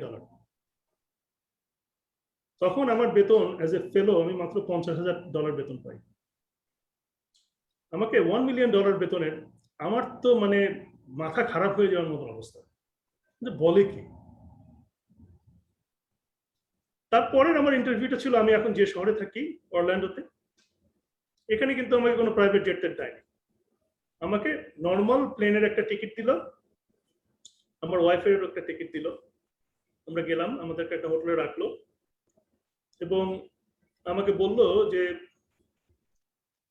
যে বেতনটা বললো 1 বছর পরে তুমি পাবে, সেটা অ্যালাবামার 1/4 ভাগ। আমি তখন অ্যালাবামাতে না যেয়ে আমি এই অরল্যান্ডোতে চলে আসলাম অনেকগুলো কারণ। একটা কারণ হলো যে এটা একটা মাল্টিকালচারাল সিটি। আমার এখানে বাঙালি, দেশি রেস্টুরেন্ট, দেশি গ্রোসারি আছে, প্রচুর বাংলাদেশি এই শহরে থাকে। আমার কাছ থেকে মাত্র 10 মিনিট দূরে মসজিদ আছে। আমি যেখানে বাসা কিনলাম সেখান থেকে 10 মিনিট দূরে মসজিদ আছে, ইসলামিক স্কুল আছে, ইন্ডিয়ান বিশাল কমিউনিটি আছে, ইন্ডিয়ান শিল্পী যারা আসে, বাংলাদেশি শিল্পী যারা আসে, এখানে প্রায় কালচারাল প্রোগ্রাম হয়, প্রচুর বাংলাদেশি এখানে থাকে। তখন আমি এখানে চলে আসলাম এবং এখানে আমি দেখলাম যে এখানে এসে আমি একটা কলেজের ফ্যাকাল্টি হয়ে যাচ্ছি, ইভেন্চুয়ালি আমি ডিভিশনাল চেয়ারম্যান হয়ে যাব। তো দেখলাম যে এখানে অপরচুনিটি অনেক। তো আমি নিউ ইয়র্ক ছেড়ে এবং হান্টসভিল অ্যালাবামার একটা বিশাল যে প্রলোভন ছিল বিত্তবান হবার, সেটা ছেড়ে দিয়ে আমি অরল্যান্ডো শহরে চলে আসলাম। আমি মনে করি এটা আমার একটা জীবনের রিমার্কেবল ডিসিশন। আমার যে কাজের জন্য তারা যে একটা চুক্তিনামা দিয়েছিল, সেখানে লেখা ছিল আমি কত বেতন পাবো এবং আমার আর্নিং পটেনশিয়াল ফার্স্ট ইয়ারে কত হবে। আমি সেটা রেখে দিয়েছিলাম আমার বাচ্চাদেরকে দেখানোর জন্য যে জীবনে তুমি অনেক সময় অর্থের প্রলোভন পাবে, অনেক অর্থ উপার্জন করতে পারবে, কিন্তু তুমি জীবনে যে জিনিসগুলো চাও, সুখের জন্য, শান্তির জন্য, কিংবা তোমার যে কালচার আছে সেটাকে ধরে রাখার জন্য, তোমার জীবনযাত্রার মান যেটা আছে সেটাকে ধরে রাখার জন্য, সেটা হতে হবে মুখ্য। অর্থটা জীবনে মুখ্য হতে পারে না। এটা একটা ইম্পর্টেন্ট মেসেজ কিংবা ঘটনা আমার জীবনে। এবং আমি মনে করি যে আমার সেই দিনের ওই ডিসিশনটা was one of the most important decision was in my life. যে আমি অর্থের প্রলোভনকে মোটামুটি দূরে সরিয়ে এখানে আসতে পেরেছিলাম। এখন মনে করি যে এই গল্পটা আমি সবাইকে বুক ফুলিয়ে বলতে পারি যে sometimes you have to take the right decision in life. G sir, অসংখ্য ধন্যবাদ। এটা আসলে আমাদের জন্য অনেক গুরুত্বপূর্ণ ইনফরমেশন ছিল। স্যার এর পরে যে প্রসিডিউর সেটা হচ্ছে স্যার, আপনি হচ্ছে ওখানে একজন জুনিয়র ডক্টর থেকে স্টার্ট করে হচ্ছে কনসালটেন্ট বা হচ্ছে স্পেশালিস্ট হওয়া পর্যন্ত জার্নিটা আমরা বুঝতে পারতেছি, সেটা অনেক বেশি ইন্টারেস্টিং ছিল আপনার। তো ওটা তো স্যার সহজে তো ছিল না। তো এই সবকিছু আপনি কিভাবে হ্যান্ডেল করেছিলেন এবং এই সবকিছুর পাশাপাশি স্যার সময়গুলোকে এবং জীবন কিভাবে উপভোগ করতে পেরেছেন? I mean, যখন তোমার যেটা প্রায়োরিটি তখন তোমাকে সেটা করতে হবে। আমি যখন নিউ ইয়র্কে ছিলাম, আমি জানি যে আমি তখন ইন্টার্ন, আমি তখন রেসিডেন্ট, আমি তখন ফেলো। আমি ভোর সকালে 6টার সময় উঠে চলে যেতাম কাজ করতে, সারাদিন আমি কাজ করতাম, আমি রাত 8টা 9টা পর্যন্ত কাজ করতাম। আমার চেয়ারম্যান আমাকে খুব পছন্দ করতেন। আমার চেয়ারম্যান কাজ শেষ করে বাসায় যেতেন রাত 11টায়। আমার চেয়ারম্যান বলতেন যে আমার রোগীগুলো আতিক তুমি দেখবে, উনি একটু আমাকে শেখাবে ওনার রিসার্চে আমাকে ইনভলভ করবে, আমি সেই জন্য তার সাথে রাত 11টা পর্যন্ত থাকতাম। আমি এর মাঝে সময় পেলে আমার রিসার্চের কাজ করতাম। মাঝখানে দৌড়ে হসপিটালের ওপাশে ছিল আমার বাসা, বাসায় যে খাবার খেয়ে আসতাম, আমার বাচ্চাটাকে দেখে আসতাম। আমার সামাজিক জীবন বলে তেমন কোনো কিছু ছিল না। আমার মনে আছে আমি ওস্তাদ জাকির হোসেনের তবলার বিশাল ভক্ত। আমি সেতার খুব পছন্দ করি এবং সেই সময় নিউ ইয়র্কে খুব ভালো ভালো পারফর্মারের প্রোগ্রাম হতো। বিশেষ করে সেতার, উচ্চাঙ্গ সঙ্গীত, বড় বড় শিল্পী আসতো ইন্ডিয়া থেকে, বাংলাদেশ থেকে, আমেরিকার সব নাম করা শিল্পীদের প্রোগ্রাম হতো। আমি তখন সেগুলো দেখতে যেতাম না, কারণ আমার হাতে তখন সময় থাকতো না, সময় ছিল না। আমি আমার বাড়ি তখন বাড়িতে কোনো দামি আসবাবপত্র বা ওসব কিনতাম না। আমি জানি যে আমার সময় তখন হয়নি। তো আমি ওগুলো করেছি যখন সময় ছিল, যখন যেটা দরকার জীবনের জন্য, যেটা দরকার, যেটা প্রায়োরিটি, সেটা আমি করেছি। কিন্তু একটা ইম্পর্টেন্ট জিনিস তুমি যেটা বললে, এখন আমি যেদিন আমেরিকাতে কনসালটেন্ট হিসেবে ফ্লোরিডা চলে আসলাম, তখন আমি জীবনটাকে আরো বেশি উপভোগ করার চেষ্টা করলাম। কিন্তু আমি যখন নিউ ইয়র্কে ছিলাম ফেলো, তখনও কিন্তু আমি করেছি। জীবনকে উপভোগ করতে গেলে বা তোমার যেটা হবি আছে সেটার জন্য, লেখাপড়ার জন্য কষ্ট যেমন করতে হয়, ওগুলো বের করে সেগুলো করার জন্য কিন্তু প্রচুর কষ্ট করতে হয়। যেমন তোমাদের সাথে আজকে আমি মিটিং করতে এসেছি, এই সময়টা আমি আসলে আমার ফ্যামিলির সাথে একটু দিতে পারতাম। টাইম ইজ ভেরি ভ্যালুয়েবল, কিন্তু আমি মনে করেছি এটা একটা প্রায়োরিটি, হয়তো আমার কাছ থেকে তোমাদের অনেকে অনেক কিছু শিখতে পারবে। তো সবকিছু একটা প্রায়োরিটি সময় বের করে নিতে হয় সবাইকে। তো আমি ছুটিটা ওইভাবে বের করে নিতাম এবং আমি যখন কাজ করা শুরু করলাম এখানে এসে কনসালটেন্ট হিসেবে, আমি প্রচুর পরিশ্রম করেছি, কিন্তু আমি বলেছি যে আমাকে ছুটি বেশি দিতে হবে। আমি বলতাম যে আমি টানা কাজ করব 2 মাস, কিন্তু তারপরে আমাকে 2 সপ্তাহ ছুটি দিতে হবে। আমি টানা 2 মাস কাজ করতাম। ছুটির দিন সকালে পরিবারের সাথে ব্রেকফাস্ট করে চলে যেতাম, যে পেশেন্ট দেখতাম, রোগী দেখতাম। দুপুরে যদি কোথাও দাওয়াত থাকতো, কাজের মাঝখানে এসে সে দাওয়াতে একটু খেতে, সবার সাথে কথা বলে আবার কাজে চলে যেতাম। তো আমার যেটা খুব ইম্পর্টেন্ট জিনিস, আমি সবসময় ফান্ডামেন্টালি বিশ্বাস করি যে জীবনের তোমার অ্যাজ এ প্রফেশনাল যেটা করতে হবে, তোমার পরিবারের প্রতি যে রেসপন্সিবিলিটি, সেটাও কিন্তু তোমাকে পালন করতে হবে এবং সেটার জন্য তোমার সময় খুঁজে বের করতে হবে। এবং তোমার যে হবি, যেমন আমি ট্রাভেল করতে খুব পছন্দ করি, আমি ইতিহাস পছন্দ করি, আমি সাহিত্য পছন্দ করি, আমি মিউজিক পছন্দ করি, আমি অন্য কালচার ফিল্ম, আমি খাবার পছন্দ করি, আমি ফুডি। আমি এমন কোনো রেস্টুরেন্ট নাই আমার শহরে যে আমি যাই নাই ভালো রেস্টুরেন্টে। তো এগুলোর জন্য কিন্তু আমি সময় বের করে নিই। আমি বোটিং পছন্দ করি, আমার বোট আছে, আমার জেট স্কি আছে। আই মেক শিওর যে প্রতি সপ্তাহে একবার আমি আমার বোটটা নিয়ে বের হই। তো এগুলো করতে কিন্তু কষ্ট করে সময় বের করতে হয়। যে কোনো কিছু করতে গেলে কষ্ট করে সময় বের করতে হয়। তো আমার যেটা অ্যাডভাইস থাকবে সেটা হলো যে, হ্যাঁ, আমেরিকানরা এই কথাটা বলে, you work hard and you play hard. কষ্ট করে কাজও করবে এবং কষ্ট করে খেলাধুলাও করবে। তো তোমাদেরকে ওরকম একটা মাইন্ড সেট করতে হবে যে আমার জীবনে কিছু হবি থাকতে হবে এবং আমার জীবনে কিছু জিনিস থাকতে হবে। যেমন আমার সবচেয়ে বড় হবি হলো আমার পরিবারের সাথে সময় করা, বাগান করা, ছবি তোলা এবং দেশ বিদেশে ঘুরে বেড়ানো। আমি প্রায় 100টার মতন দেশ ভ্রমণ করেছি। আমার ইতিহাসের উপর, মানব সভ্যতার উপর ফান্ডামেন্টালি খুব ইন্টারেস্ট এবং আমি যখনই যেখানে যাই, দরকার হলে আমি একটু এডিশনাল পয়সা খরচ করে একটা ট্যুর গাইড নিয়ে নিই, যাতে আমি জানতে পারি। কারণ আমার ওই ট্যুর থেকে ফিরে এসে বই পড়ে ওই জায়গা জানার কোনো সময় আমার হবে না। তো আমি যখন কোথাও ঘুরতে যাই, আমি এডিশনাল পয়সা খরচ করে ট্যুর গাইড নিয়ে নিই। তো আমি যেটা বলবো, তোমাদের একটা এরকম করতে হবে যে একটা ব্যালেন্স, লাইফের একটা ব্যালেন্স থাকতে হবে। Balance is absolutely necessary. আমি এখন মেডিকেল কলেজের স্টুডেন্টদেরকে এই কথাটা বলি, there has to be a work balance. এবং তুমি যখন গরিব মেডিকেল স্টুডেন্ট থাকবে, তখনও তোমাদের ব্যালেন্স থাকতে হবে, তখনও তোমাদেরকে ঘুরে বেড়াতে হবে।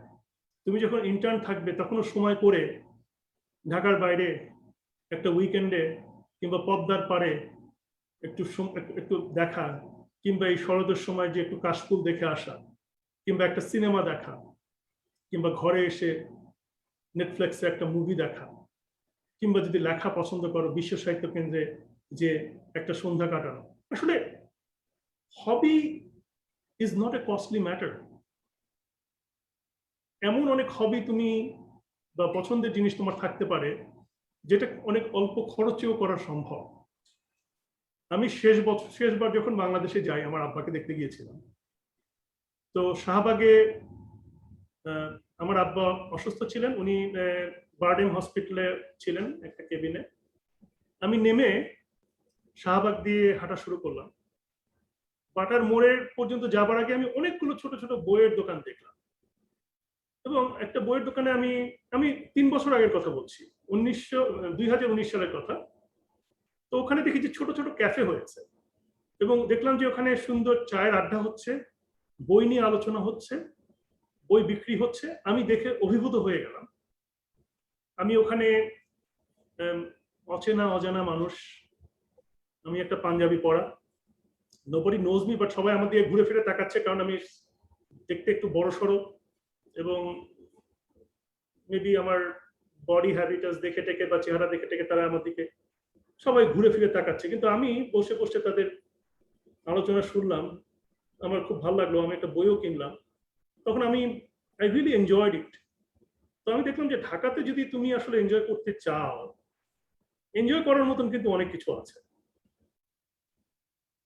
তোমার ওই মনটা থাকতে হবে, এবং সেই মনটা ছোটবেলা থেকে করতে হবে। এই আমেরিকাতেও অনেক ডাক্তার আছে বাংলাদেশি যারা এখানে আছে, অনেকেরই কিন্তু ভালো হবি নেই। অনেকেই কাজ করছে কাজ করতে করতে একদিন শেষ। আমি একটা খুব ইন্টারেস্টিং কার্টুন দেখলাম গতকাল, একটা খুব ফেমাস আমেরিকান কার্টুনিস্টের একটা কার্টুনটা। একটা লোকের সামনে একটা বড়শি, এবং বড়শিতে কিছু টাকা বাঁধা আছে। একটা মানুষ সেই বড়শিটা ফলো করতে করতে তার কবরের দিকে চলে যাচ্ছে। So some people just follow the money and go to the grave. তো আমি যেটা বলবো যে as a doctor, money is not everything for you. রোগীর সেবা করবে, মানুষের সেবা করবে, মানে আল্লাহ পাক give you this capacity to help people. তোমাকে কষ্ট করে পয়সা খরচ করে তোমাকে দোয়া নিতে হবে না, you get it by your work, এবং যথেষ্ট টাকাও তুমি পাবে।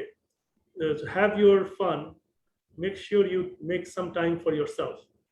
এবং তোমাকে পয়সা খরচ করে যে সুইজারল্যান্ডে যেতে হবে বা নায়াগ্রা ফলস যেতে দেখতে হবে তা না। আমি যখন ঢাকাতে ছিলাম, চিটাগং মেডিকেল কলেজে ছিলাম, আমরা ফয়েজ লেক যেয়েও অনেক মজা করেছি, পতেঙ্গাতে যেয়েও অনেক মজা করেছি, রাঙামাটি যেয়ে অনেক মজা করেছি, বান্দরবনে যেয়ে অনেক মজা করেছি। সো মজা করতে চাইলে তুমি যেখানেই থাকো, যেভাবেই থাকো, মজা করা যায়। নিজের পরিবারের সাথে মজা করা যায়, আত্মীয় স্বজনের সাথে মজা করা যায়। জি স্যার, অসংখ্য ধন্যবাদ এত সুন্দর করে কথাগুলো শেয়ার করার জন্য। স্যার হচ্ছে যদিও বা আপনি বলেছেন যে আপনি হচ্ছে 100টা দেশের উপরে দেশ ভ্রমণ করেছেন, আপনার জন্য হয়তো বা এই নিউ এনভায়রনমেন্টের সাথে হচ্ছে অ্যাডজাস্ট করাটা একটু ইজি অন্যদের তুলনায়। স্যার এই যে নিউ এনভায়রনমেন্ট, কালচার, এই সবকিছুর সাথে কখনো কি অ্যাডজাস্টমেন্ট করতে কোনো প্রবলেম হয়েছে, বা এখন আপনার কেমন লাগে? আমি যে কোনো এনভায়রনমেন্টের সাথে অ্যাডজাস্ট করাটা, যেটাকে আমরা বাংলায় বলি অভিযোজন, প্রত্যেকটা মানুষেরই অপরিসীম ক্ষমতা আছে অভিযোজন করার। নিজেকে পুশ করতে হবে এবং স্ট্রাগল করতে হবে। তবে হ্যাঁ, অভিযোজন করার ক্ষমতাও কিন্তু এক একজনের এক এক রকম। সো এটাও একটা সত্যি কথা, কেউ কেউ একটু ইন্ট্রোভার্টেড হয়, কেউ কেউ একটু এক্সট্রোভার্টেড হয়, কেউ কেউ একটু অ্যাগ্রেসিভ হয়। আমি মনে করি যে অভিযোজন ক্ষমতাটা এক একজনের মধ্যে এক এক রকম, কিন্তু নিউ এনভায়রনমেন্টের সাথে মানিয়ে নেওয়ার একটা ক্ষমতা প্রত্যেকটা হিউম্যান বিইং এরই আছে, এবং যাদের এটা বেশি আছে দে বিকাম মোর সাকসেসফুল, যাদের একটু কম আছে তারা একটু লেস সাকসেসফুল হয়। তবে আমি মনে করি যে কোনো এনভায়রনমেন্টে মানিয়ে নেবার জন্য তোমার অভিজাত কিছু গুণাবলী তো থাকেই, কিন্তু তুমি যদি ভয় না পাও, then you can do it. আমি সেদিন আমার খুব প্রিয় শিক্ষক ঢাকা কলেজের অধ্যাপক আব্দুল্লাহ আবু সাইদ স্যারের কথা শুনছিলাম। আমি স্যারের সাথে খুব ক্লোজলি কাজ করতাম, এবং আমি যখন চট্টগ্রামে গেলাম বিশ্ব সাহিত্য কেন্দ্র খুললাম, তো স্যার একটা কথা বলেছিল, খুব ইম্পর্টেন্ট কথা। স্যার বলছিল যে জীবনের সবচেয়ে মোস্ট ইম্পর্টেন্ট জিনিস হলো স্বপ্ন। একটা মানুষের যদি স্বপ্ন না থাকে সে বাঁচতে পারে না। একটা স্বপ্ন থাকতে হবে, স্বপ্ন থাকলে একটা পথের তৈরি হবে, তুমি যেতে পারবে। আর দ্বিতীয় যে জিনিসটা যেটা থাকা উচিত না, সেটা হলো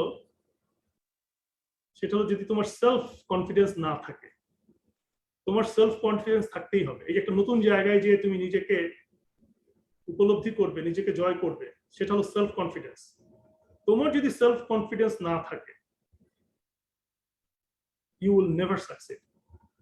আমাদের প্রত্যেকের মধ্যে ক্ষমতা আছে। আমি বলতে চাই যে কথাটা আজকে, যে আমি বাংলাদেশের একটা মধ্যবিত্ত ঘরের সাধারণ ছেলে। আমি জানি না হাউ সাকসেসফুল আই এম, কিন্তু all I know that I am happy to myself. মানে আমি নিজেকে একজন সুখী মানুষ বলে মনে করি, এবং আমি একজন পূর্ণাঙ্গ চিকিৎসক হতে চেয়েছিলাম। আমি মনে করি সেটা আমি পেরেছি এবং করছি, কাজ করছি। তো দ্যাট ইজ মাই স্যাটিসফ্যাকশন। এবং মোস্ট ইম্পর্টেন্ট জিনিস আমি যেটা বলবো, যে চাইলেই পারা যায়। আত্মবিশ্বাস থাকতে হবে, সাহস থাকতে হবে, অধ্যাবসায় থাকতে হবে। আমি আইডল স্কুলে পড়েছি, আমি কোনো সময় টপ 10 স্টুডেন্ট ছিলাম না। আমি ঢাকা কলেজে পড়েছি, আমি কোনো সময় বোর্ডে টপ 10 মেধা তালিকার মধ্যে ছিলাম না। হ্যাঁ, আমি চট্টগ্রাম মেডিকেল কলেজে যে চিটাগং ইউনিভার্সিটিতে টপ 10 এর মধ্যে জায়গা পেয়েছি। আমি যখন এখানে এসে স্টেট ইউনিভার্সিটি অফ নিউ ইয়র্কের রেসিডেন্সিতে আমি পরীক্ষা দিয়েছি, সেখানে টপ 10 এর মধ্যে জায়গা পেয়েছি। এবং এখন যখন আমেরিকাতে আমার শহরের ডাক্তারদেরকে তারা বিভিন্ন মানদণ্ডে যাচাই করে, তখন আমি সেরা ডাক্তারদের মধ্যে একজন হই। তো আমি মনে করি যে আজকে তুমি মেডিকেল কলেজে আছো, you may not be the top 10 student, কিন্তু তোমার জীবনটা সারাটা পড়ে আছে। জীবনটা অনেক বড়, অধ্যাবসায় থাকতে হবে, একটা এইম থাকতে হবে, এবং আত্মবিশ্বাসটা রাখতে হবে।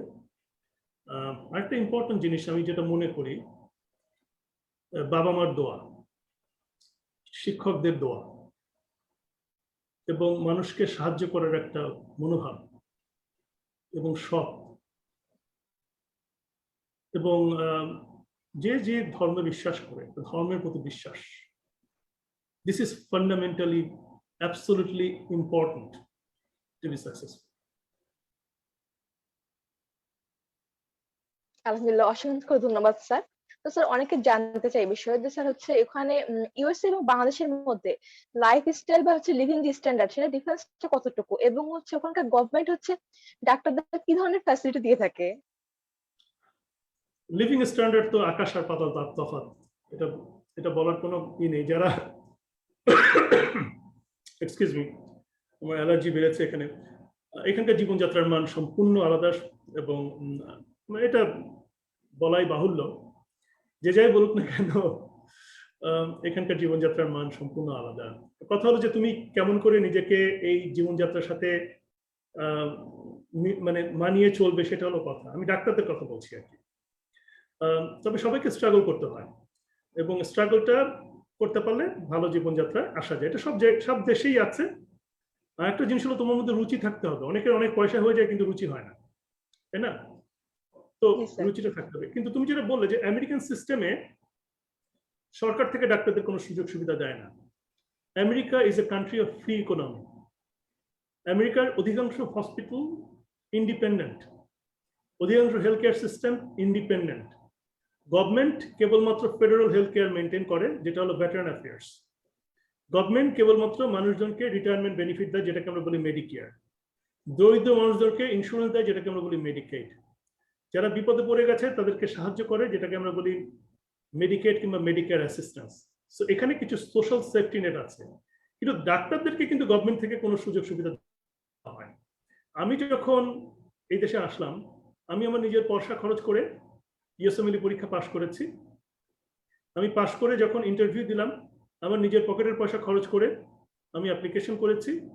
অ্যাপ্লিকেশন করে যখন আমি রেসিডেন্সি প্রোগ্রামে চান্স পেলাম, তারা আমাকে একটা বেতন দিয়েছে, তারা আমাকে একটা হেলথ ইন্স্যুরেন্স দিয়েছে, তারা আমাকে একটা লাইফ ইন্স্যুরেন্স দিয়েছে, তারা এর বাইরে আমাকে অল্প পয়সা থাকার একটা জায়গা দিয়েছে, ভালো জায়গা, একটা যেটাকে বলে লিভিং অ্যালাউন্স দেওয়া আর কি, ওটা একটা অ্যালাউন্স দিয়েছে। আমি লাকি ছিলাম যে আমার হসপিটালটা ওয়ান অফ দ্য টপ জায়গায় ছিল নিউ ইয়র্কের। আমার বারান্দা থেকে আমি স্ট্যাচু অফ লিবার্টি দেখতাম, ম্যানহাটেনের দালান কোঠা দেখতাম, খুবই সুন্দর। তো আই ওয়াজ লাকি। কিন্তু অধিকাংশ রেসিডেন্সি প্রোগ্রামে ওদের নিজস্ব কোয়ার্টার আছে, ডাক্তার সেখানে থাকতে পারে। আমাদের বেতন তখন থাকে খুবই সীমিত, খুবই অল্প, তুমি ভালোভাবে খেয়ে পরে বাঁচতে পারো। অধিকাংশ রেসিডেন্সি প্রোগ্রামে দুপুরের খাবার দেওয়া হয়। ইট may B halal, it may not be halal, it may be Indian, it may not be Indian. অনেক রেসিডেন্সি প্রোগ্রামে সকালের খাবার দেওয়া হয়, অনেকে দেখা যায় যে বিকেলের খাবারও দিয়ে দেওয়া হয়। আমি এখন যে প্রোগ্রামে আছি এখানকার রেসিডেন্টদের মোটামুটি সারাদিনের সব খাবারই সাপ্লাই করা হয়। নট অনলি দ্যাট, তারা যা ইচ্ছা তাই খেতে পারে। আমার এখানে, আমি এখন যে হসপিটালে যেখানে কাজ করি, university of central Florida medical যেখানে আছি, সেখানে রেসিডেন্টদের দুপুরবেলায় হালাল খাবার দেওয়া হয়। কারণ আমাদের এখানে মুসলমান ডাক্তারের সংখ্যা এত বেড়ে গেছে যে একটা মাংস দেওয়া হয় এবং সেই মাংসটা হালাল রিসোর্স থেকে আসে। আমাদের একদিন ইটালিয়ান, একদিন চাইনিজ, একদিন দেশি, এভাবে খাবার দেওয়া হয় সকালবেলায়। এবং ডাক্তাররা যে জন্য সারাদিন এবং রাত 8টা পর্যন্ত ক্যাফেটেরিয়া খোলা থাকে। তো এটা জায়গায় জায়গায় ভ্যারি করে। তো যখন তুমি ডাক্তার হয়ে যাও, এটা তোমার রেসপন্সিবিলিটি চাকরি খুঁজে বের করা। তুমি গভর্নমেন্ট যদি কোনো চাকরিতে যাও, তুমি চাকরি পাবে। সাধারণত ডাক্তাররা যেখানে কাজ করে সেখানকার ডাক্তাররা কিছু ফান্ডামেন্টাল বেনিফিট দেওয়া হয়। তার মধ্যে একটা বেনিফিট হলো হেলথ ইন্স্যুরেন্স, একটা হলো লায়াবিলিটি ইন্স্যুরেন্স।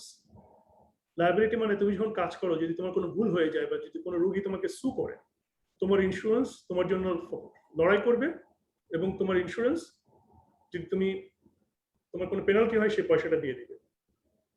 তো এই জিনিসগুলো তোমার ফ্যামিলির I, vision insurance, dental insurance, এগুলো সব সাধারণত তোমার কাজের জায়গা থেকে দেওয়া হয়। এবং তার সাথে আরো একটা জিনিস দেওয়া হয়, সেটাকে বলে রিটায়ারমেন্ট বেনিফিট। এই দেশে তুমি যখন চাকরি করো, গভর্নমেন্ট অটোমেটিক্যালি তোমার চাকরি থেকে তোমার রিটায়ারমেন্টের জন্য কিছু পয়সা কেটে রেখে দেয়, যেটাকে বলে সোশ্যাল সিকিউরিটি। তোমাকে দিতে হয় সেটা ট্যাক্স, মেডিকেয়ার সেটার জন্য ট্যাক্স দিতে হয়।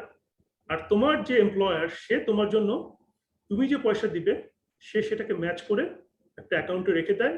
সো তুমি যখন কাজ করো, ইন্ডিপেন্ডেন্টলি তোমার জন্য রিটায়ারমেন্ট বেনিফিট গ্রো করতে থাকে এবং তোমার হেলথ কেয়ার টেক কেয়ার হয়। এবং ডাক্তাররা সবাই ভেরি কমফোর্টেবল থাকে। তো সম্মানটা এই দেশের সবাই দেয়। ডাক্তার হিসেবে এটা ফ্রি মার্কেট। তুমি কোথায় কাজ করবে না করবে এটা তোমার ক্যাপাবিলিটির উপর ডিপেন্ড করে। তুমি কিরকম জীবনযাত্রা করবে সেটা তোমার উপর ডিপেন্ড করে। আমি যদি নিউ ইয়র্কে থাকতে চাইতাম, কম্পারেটিভলি কম পয়সায় কাজ করতে হতো, হেকটিক লাইফস্টাইল হতো। হ্যাঁ, কিন্তু তুমি একটা বড় শহরে আছো। আমি চলে এসেছিলাম অরল্যান্ডোতে, নতুন শহর, ডিজনিল্যান্ডের শহর, ইউনিভার্সাল স্টুডিও শহর। This is A magical city. এখানকার ওয়েদার হলো বাংলাদেশের মতো। আমি এখন যে বাসায় থাকি, এই বাসায় প্রায় 30টার মতন দেশি গাছ লাগিয়েছি। আম, জাম, লিচু, কাঁঠাল, কলা, সবেদা, সব গাছ হয় আমার বাসায়।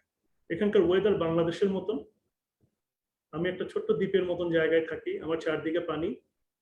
আমার যখন ইচ্ছে তখন আমি আমার নিজের বোট ঘাটে বাঁধা আছে, আমি বোট নিয়ে বাইরে যেতে পারি। সো তুমি কি রকম লাইফস্টাইল অ্যাডাপ্ট করতে চাও সেটা তোমার ইচ্ছার উপর ডিপেন্ড করে।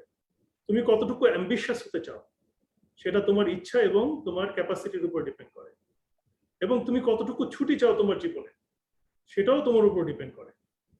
যেমন 3 বছর আগে আমি ডিসিশন নিলাম যে আমি আর হসপিটালে কল করব না।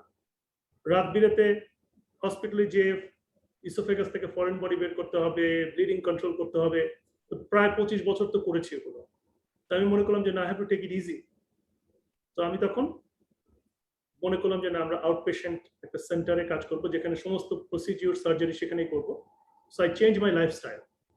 সো এখানে তুমি যদি চাও যে না, আমি একটু কম কাজ করব, কিন্তু আমি একটু কম পয়সা নিয়ে একটা রিল্যাক্স লাইফ যাপন করব, সেটা কিন্তু তুমি তোমার ক্যারিয়ারের শুরু থেকে করতে পারো।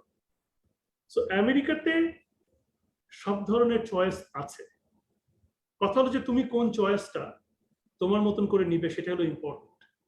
So this is a land of freedom and this is a land of opportunity. এখন কথা হলো যে তুমি কোন সুযোগটা তুমি নেবে এবং কোন সুযোগটা তোমার কাছে আসবে সেটা তোমার উপর ডিপেন্ড করে। জি স্যার, অসংখ্য ধন্যবাদ স্যার। তো স্যার অনেকে এই বিষয়ে জানতে চায় যে স্যার ওখানে হচ্ছে হালাল ফুডের হচ্ছে স্যার অ্যাভেলেবিলিটি কেমন, মানে ওখানকার সবগুলো থেকে পাওয়া যায় কিনা, মানে সব ধরনের কান্ট্রিতে বা যেগুলা। মোটামুটি যে সমস্ত জায়গায় বড় বড় সিটি সব জায়গাতেই অ্যাভেলেবল, সব জায়গাতেই অ্যাভেলেবল। এটা সব জায়গাতেই পাওয়া যায়, এমন কোনো সিটি নাই যে যেখানে পাওয়া যায় না। এবং যেখানে পাওয়া যায় না সেখান থেকে হয়তো একটু ড্রাইভ করে যে পাশের কোনো সিটি থেকে নিয়ে আসা যায়।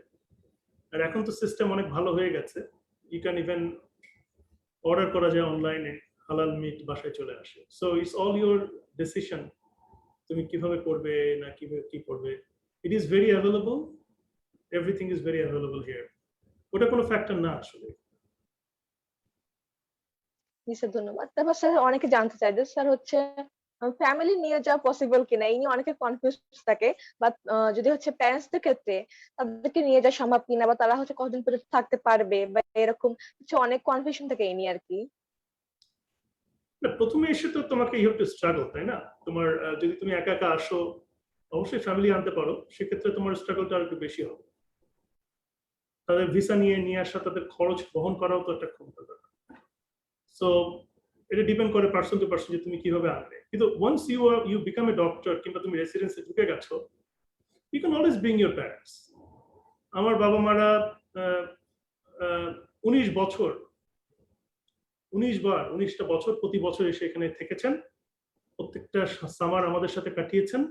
আমাদের একটা ভ্যাকেশন আমরা বাবা মাকে নিয়ে বিভিন্ন জায়গায় কাটিয়েছি। কিন্তু আমার বাবা মা চাননি যে এই দেশের সিটিজেন হবে। ওনাদের গ্রিন কার্ড ছিল, কিন্তু আমার বাবা মা বাংলাদেশে অনেক কাজ করেন, অনেক আত্মীয় স্বজন আছে, ওনাদের অনেক কিছু দেখাশোনা করতে হয়। তো ওনারা ডিসিশন নিলেন যে ওনারা সিটিজেন হবেন না। তো ওনারা এসে সামারটা, কারণ ওই সময় বাচ্চাদের স্কুল ছুটি থাকতো, আমাদেরও ছুটি হতো, ওই সময়টা আমাদের সাথে কাটাতেন। 2 মাস, কোনো সময় হয়তো 3 মাস, কিন্তু ওই টানা 6 মাস থেকে মিনিমাম 3 বছর থেকে যে সিটিজেন হবেন এই দেশের, এটা ওনারা চাননি। সো এটা ডিপেন্ড করে। অনেক family they wanted to be American citizen, they wanted to do that, তারা সেটা করতে পারেন। তো এটা ডিপেন্ড করে যে তুমি কি চাও। তুমি যদি চাও তোমার পরিবার আনতে পারো, শুরুতেই আনতে পারো। তুমি যদি চাও যে না বাবা মাকে আনতে পারো, তুমি প্রথমেই আনতে পারো। দেখতে হবে যে তোমার সিচুয়েশনটা তোমাকে সাহায্য করে কিনা। আমি অ্যাবসলিউটলি কোনো ডিফারেন্স দেখি না, তবে আমি যখন এই দেশে এসেছিলাম তখন আমার বয়স ছিল 25 বছর, আমার তখনও বিয়ে হয়নি। সো আমার জন্য ইট ওয়াজ ভেরি ইজি। আমার কারোর জন্য আমার মানে কাউকে ভরণ পোষণের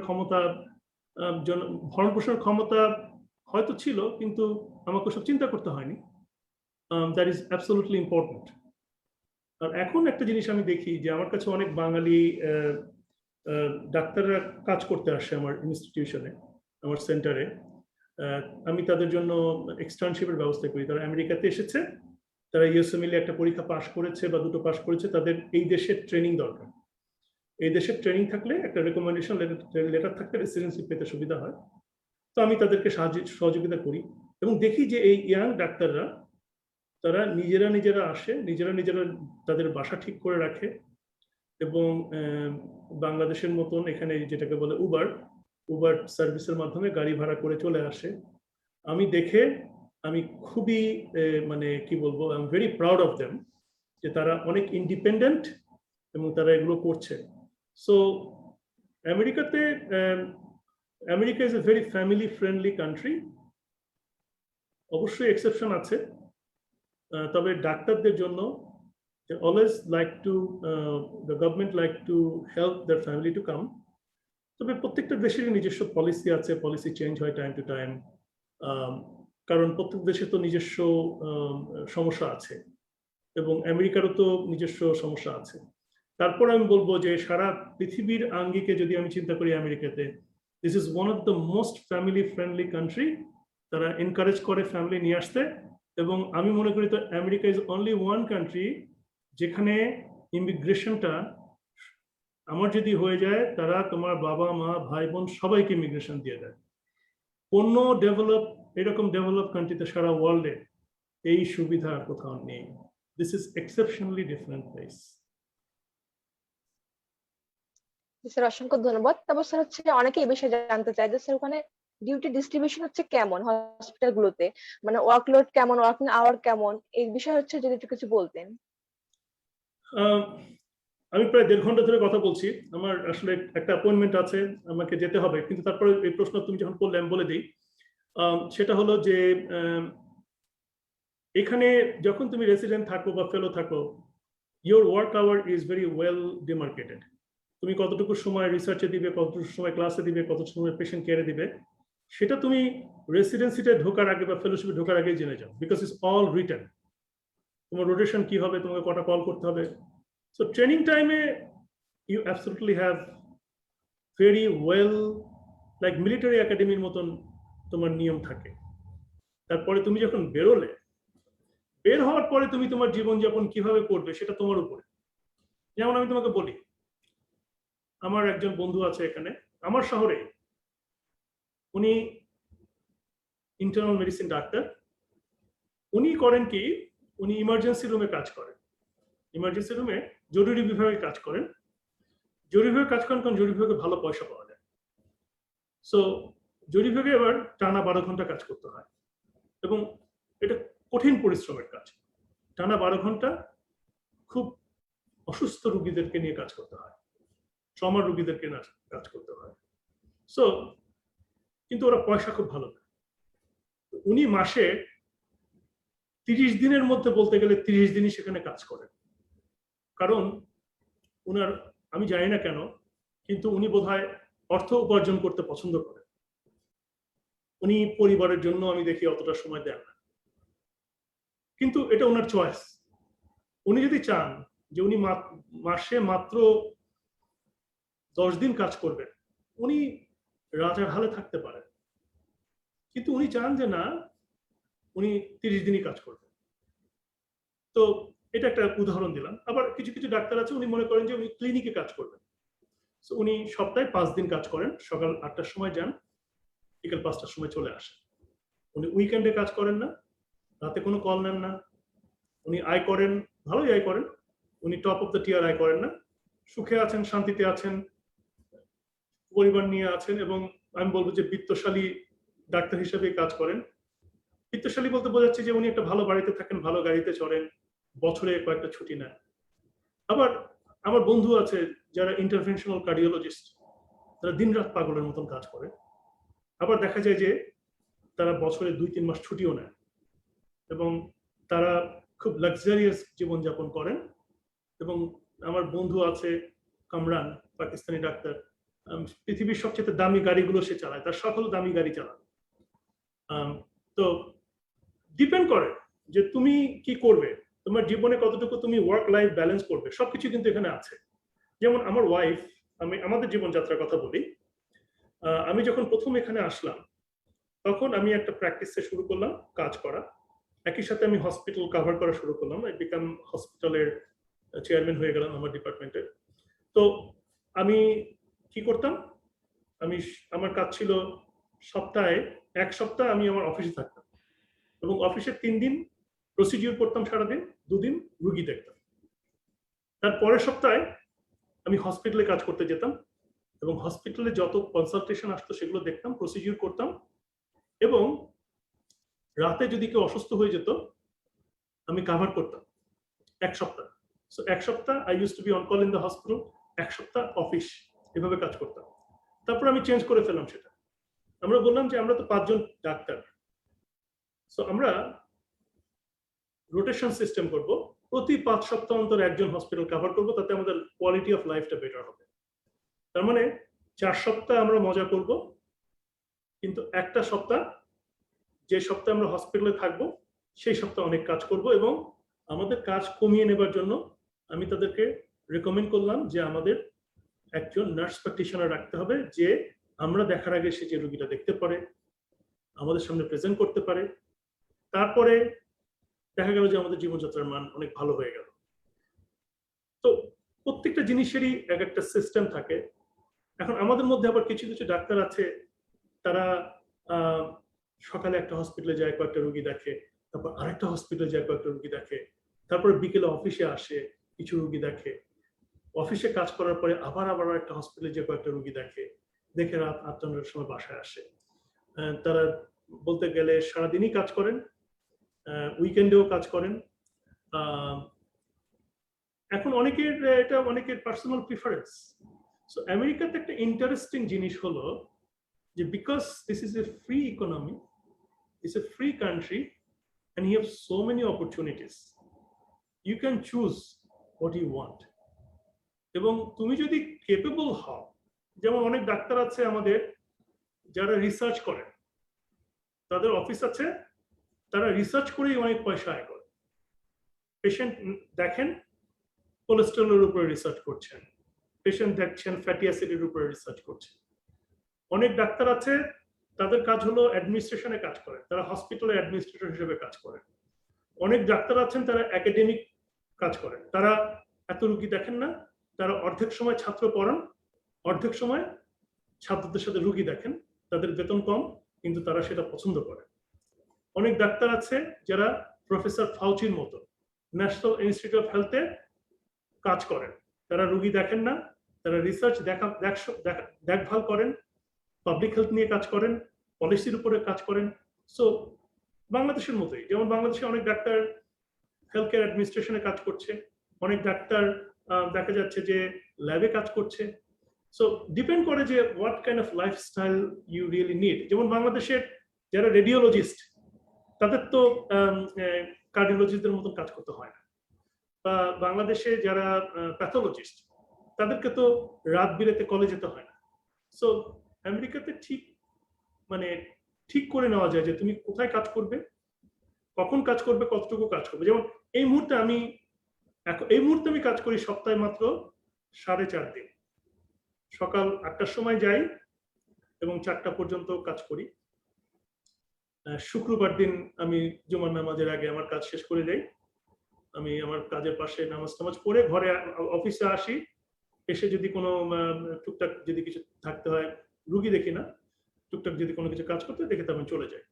আমি উইকেন্ডে কোনো কাজ করি না, কিন্তু আমি উইকেন্ডে প্রচুর অন্যান্য কাজ করি, যেমন প্ল্যান্টারি হেলথ একাডেমির কাজ করি। বাংলাদেশে আমরা একটা নতুন কোম্পানি করেছি, ওটার নাম হলো ক্লিক হেলথ।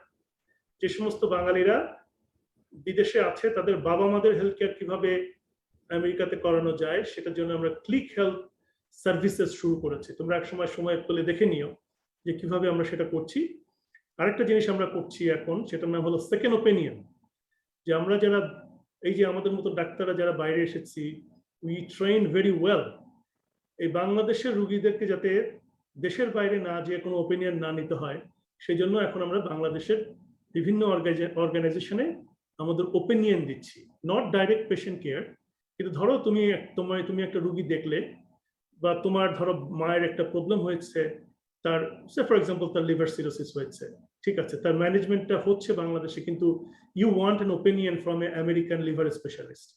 আমরা তখন ওই সেকেন্ড ওপিনিয়নটা দিতে পারি যে এই জিনিসটা এইভাবে করা যেতে পারে, এই জিনিসটা এইভাবে করা।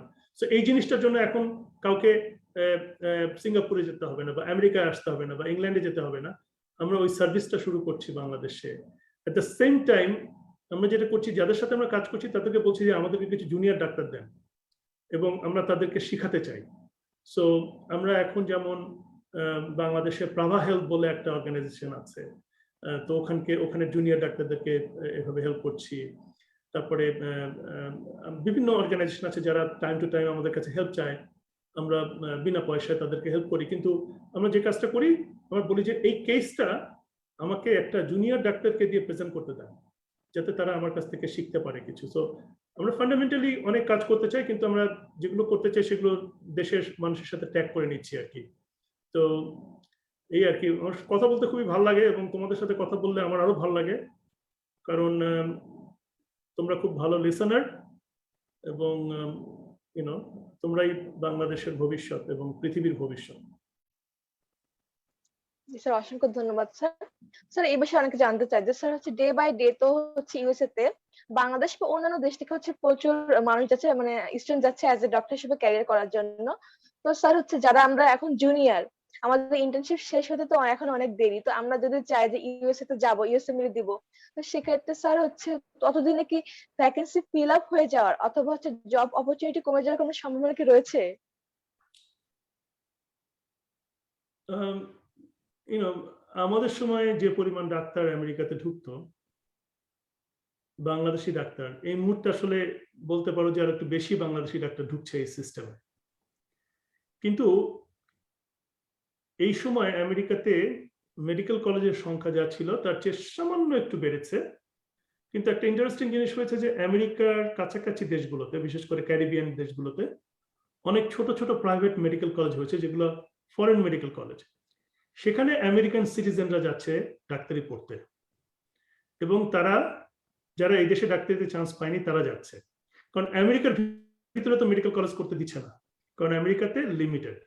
তো তারা যাচ্ছে অ্যাজ এ ফরেন গ্রাজুয়েট।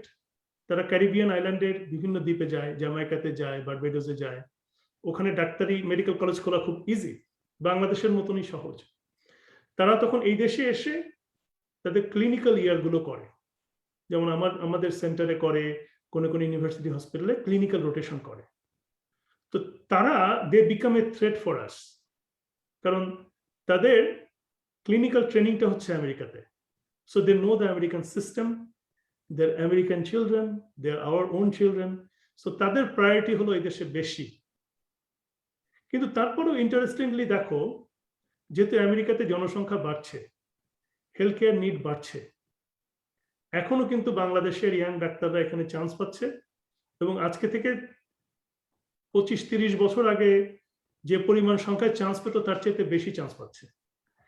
তার মানে আমি বলবো যে গ্লোবালি বা আমেরিকাতে ডাক্তারদের যে চান্স পাওয়ার যে সম্ভাবনা, সেটা কিন্তু কমছে না, সেটা কিন্তু বাড়ছে।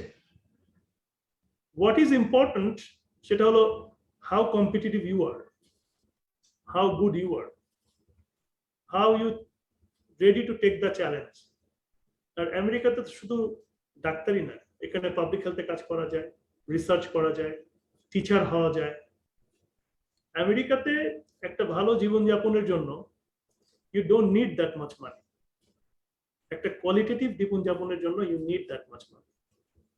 আমি যে কথাটা সবাইকে বলি, আমার স্টুডেন্টদেরকে বলি, যে you become a doctor not to make money.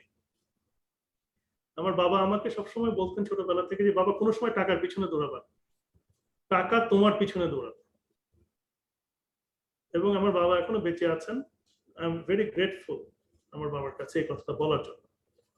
If you're a good doctor, if you're a good teacher, if you're a good researcher, you'll be so happy and you'll make enough money to make your life better. আমেরিকাতে সামান্য ম্যাকডোনাল্ডের দোকানে যে burger বিক্রি করে, সেও একটা ভালো অ্যাপার্টমেন্টে থাকতে পারে, একটা ভালো গাড়ি চালাতে পারে এবং ভালো জীবনযাপন করতে পারে। আর এখানে যদি তুমি একটা মেডিকেল কলেজের একটা বেসিক সাবজেক্টের টিচারও হও, you have a wonderful lifestyle. সেই জন্য আমি বলছি যে making money should not be the goal of your life. And ডাক্তার হলে যে তুমি কেবলমাত্র একটা বড় কনসালটেন্টই হবে, that should not be the goal of your life. You can be a good researcher, you can be a good public health বিশেষজ্ঞ। যেমন আমার খুব শ্রদ্ধার পাত্র একজন আছেন, অনেকেই আছে, অনেকে, একজন না অনেকেই আছে, যেমন অধ্যাপক মালবিকা সরকার, ব্র্যাক ইউনিভার্সিটিতে জেমস পি গ্র্যান্ট স্কুলের পাবলিক হেলথ পড়া, world renowned public health specialist. আমার বন্ধু Romen Raihan, public health specialist, অসাধারণ ছড়া কবিতা লেখে। He is one of the happiest guy I know. He doesn't see patient. আমার অনেক বন্ধু বান্ধব বাংলাদেশে আছে যারা ডাক্তার হয়েছে ঠিকই, কিন্তু তারা রুগী দেখে না, তারা অন্যান্য কাজ করে, and they are very very happy. তো আমি বললাম যে ডাক্তার হয়ে একটা ডাক্তারের দায়িত্ব কেবলমাত্র রোগী দেখা না, আরো অনেক কিছু হতে পারে, অনেক কিছু হতে পারে, and you can be happy. So first of all, look the diversity you have. You're very lucky that you're becoming a doctor. And ডাক্তারি পেশাটা এমন একটা পেশা যে এখানে ডাইভার্সিটির অনেক সুযোগ আছে। আরেকটা জিনিস জানতে হবে যে even you are in Bangladesh, you are a global citizen. এই যে তোমরা যে আজকে আমাকে ডেকেছো, এটা তোমাদের বিরাট উদার মনোভাবের প্রকাশ। কারণ তোমরা তো বাংলাদেশের একজন চিকিৎসককে ডাকতে পারতে, কিন্তু দেখেছো যে আমেরিকার এই ডাক্তারটাকে ডাকি, কারণ এটা তো প্রকাশ করে যে তোমরা you have a global mind, global mindset. তোমরা জানতে চাচ্ছ, শিখতে চাচ্ছ। আজকে যারা আমার সাথে কথা শিখছো তাদের মধ্যে সবাই হয়তো আমেরিকাতে আসবে না, কিংবা সবাই এখানে এসে প্র্যাকটিস করবে না, কিন্তু এটা ইম্পর্টেন্ট জিনিস যেটা, সেটা হলো একজন ডাক্তার হিসেবে যখন তুমি হও, you are gifted by God, gifted by Allah.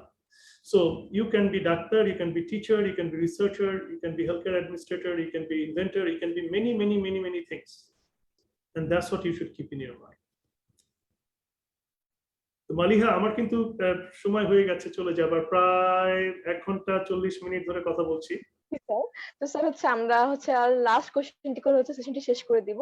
তো স্যার হচ্ছে আপনি অলরেডি অনেক কিছু বলে ফেলেছেন, ইন্সপায়ারিং অনেক কিছু। তারপরে স্যার হচ্ছে যারা অডিয়েন্স মানে এখন যারা দেখছে, ফার্স্ট ইয়ার থেকে শুরু করে 5th ইয়ার, তারপর স্যার হচ্ছে ইন্টার্নশিপ যারা করছে বা যারা ডক্টর, সবাই কিন্তু দেখছে এই অনুষ্ঠানটি। তো তাদের উদ্দেশ্যে যদি কিছু বলতেন, যারা হচ্ছে চাচ্ছে যে না আমি ইউএসএ শিফট করব বা ইউএসএ তে হচ্ছে আমাদের ক্যারিয়ার করব, তাদের উদ্দেশ্যে যদি কিছু বলতেন, শেষ কথা কোনো। আমি একটা কথাই বলবো, সেটা হলো তোমাকে নিজের উপর বিশ্বাস রাখতে হবে, নিজের একটা স্বপ্ন থাকতে হবে। কারণ স্বপ্ন থাকলে স্বপ্নে পৌঁছে যাওয়ার একটা পথ তৈরি হয়ে যায়, কিন্তু সেভাবে নিজেকে তৈরি করতে হবে। তোমার যদি আমেরিকাতে আসার ইচ্ছা থাকে, নিজেকে ইংরেজিতে প্রফিশিয়েন্ট করবে, এবং সেটা অনেকভাবে করা যায়। নিউ ইয়র্ক টাইমস পড়ো, সাথে একটা ডিকশনারি রাখো, প্রত্যেকটা শব্দের অর্থ বোঝার চেষ্টা করো। Know about the American economy, culture and everything. That will teach you. ঠিক একইভাবে ইংল্যান্ডের বিবিসির খবর পড়ো। এখন তো খুব সহজ, ইন্টারনেটে গেলে এগুলো জানা যায়। তার সাথে সাথে নিজেকে ওইভাবে তৈরি করো। যদি তোমার আমেরিকায় আসার ইচ্ছা থাকে, go to ecfmg.com, ওখানে যে জানো যে আমেরিকাতে আসার প্রক্রিয়াগুলো কি কি। তারপর আমরা খুব শিগগিরই উইদিন 2 উইকস তোমরা জানবে যে প্ল্যানেটারি হেলথ একাডেমি থেকে আমরা একটা ওয়ার্কশপের ব্যবস্থা করছি তোমাদের সবার জন্য। এবং আমি কথা দিচ্ছি মালিয়া, আমি তোমাদেরকে জানাবো। আমি আসলে তাদের কয়েকজনকে ট্রেন করেছি আমার সেন্টারে, তারা তোমাদেরকে বলে দিবে যে আমেরিকায় আসতে গেলে কি কি জিনিসের রিকোয়ারমেন্ট আছে, তোমরা কেমন করে নিজেদেরকে ফার্স্ট ইয়ার থেকে প্রিপেয়ার করবে। সো তোমরা ফার্স্ট ইয়ার থেকে চেষ্টা করবে যে ইউএসএমএলই স্টেপ 1 এর জন্য কি কি জিনিস পড়তে হয়, এবং তোমরা সেকেন্ড ইয়ার পাস করার সাথে সাথে তোমাদের এইম থাকবে যে ওই কোর্সগুলো করে পাস করে ফেলা। তারপরে second year, third year, fourth year তোমরা জানবে যে কিভাবে বাংলাদেশে পাস করার পাশাপাশি আমেরিকান এক্সামগুলোতে কিভাবে ভালো স্কোর করা যায়। এই জিনিসটাই করে ইন্ডিয়ান ডাক্তাররা। আমেরিকাতে আমার একটা প্রশ্ন তুমি করেছিলে যে আমেরিকাতে বিদেশি ডাক্তারদের মধ্যে কোন দেশের ডাক্তার সবচেয়ে বেশি? Indian doctor. ইন্ডিয়া 50%-এরও বেশি হলো ইন্ডিয়ান। কেন? এই যে তোমাদেরকে যে কথাগুলো বলছি, ফার্স্ট ইয়ার থেকে তারা নিজেদেরকে প্রিপেয়ার করে। এই আমাদের মতন ডাক্তাররা তারা তাদের ডাক্তারদেরকে হেল্প করছে, ওদের কাছ থেকে আমরা শিখছি। দে আর ভেরি প্যাট্রিয়টিক ডক্টর। কেন প্যাট্রিয়টিক? কারণ তারা তোমাদের মতন ইয়াং ডাক্তারদেরকে খুব আর্লি এজ থেকে পথ বাতলে দিচ্ছে। তাদের মধ্যে অনেক ডাক্তার কিন্তু আবার ফিরে যাচ্ছে দেশে, এবং দেশে যে তারা অল ইন্ডিয়া মেডিকেল ইনস্টিটিউটের মতন অর্গানাইজেশন করে ফেলছে। বাংলাদেশের 50% পোস্ট গ্রাজুয়েট ডাক্তার ইন্ডিয়াতে যে কাজ শিখে বাংলাদেশে ফিরে আসছে। এবং কোন ডাক্তারগুলোর সাথে কাজ শিখে ফিরে আসছে? যারা আমেরিকাতে বা ইংল্যান্ডে বা চায়নাতে বা অস্ট্রেলিয়াতে যে কাজ শিখে দেশে ফিরেছিল তাদের কাছ থেকে। সো আমার কথা হলো যে দুটো জিনিস, try to be a global citizen, try to make your decision very early যে তুমি কি করতে চাও। আরেকটা জিনিস হলো যে একটা জিনিস আমি তোমাকে বলি, কোনো সময় নিজের পড়াশোনায় ফাঁকি দিবে না। Never. If you really want to be a good doctor or good researcher, you need to know your subject. আমি তোমাকে বলি একটা ছোট্ট জিনিস, আমি চট্টগ্রাম মেডিকেল কলেজের পরপর 3 বারের সাহিত্য সম্পাদক ছিলাম। নির্বাচন করে সবচেয়ে হাইয়েস্ট ভোট পাওয়া সাহিত্য সম্পাদক। প্রচুর কালচারাল প্রোগ্রাম করেছি, বড় বড় প্রোগ্রাম করেছি। কিন্তু সবাই জানে যে আতিক অডিটোরিয়ামে প্রোগ্রামটা শুরু করে দিয়ে ঠিকই লাইব্রেরিতে যে 1-1.5 ঘন্টা পড়তো প্রতিদিন। এটা ছিল আমার নিয়ম।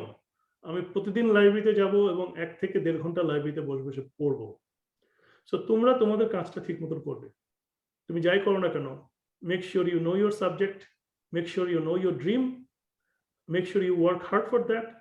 আরেকটা জিনিস, ক্যালকুলেটেড রিস্ক নিতে হবে লাইফে, ক্যালকুলেটেড রিস্ক।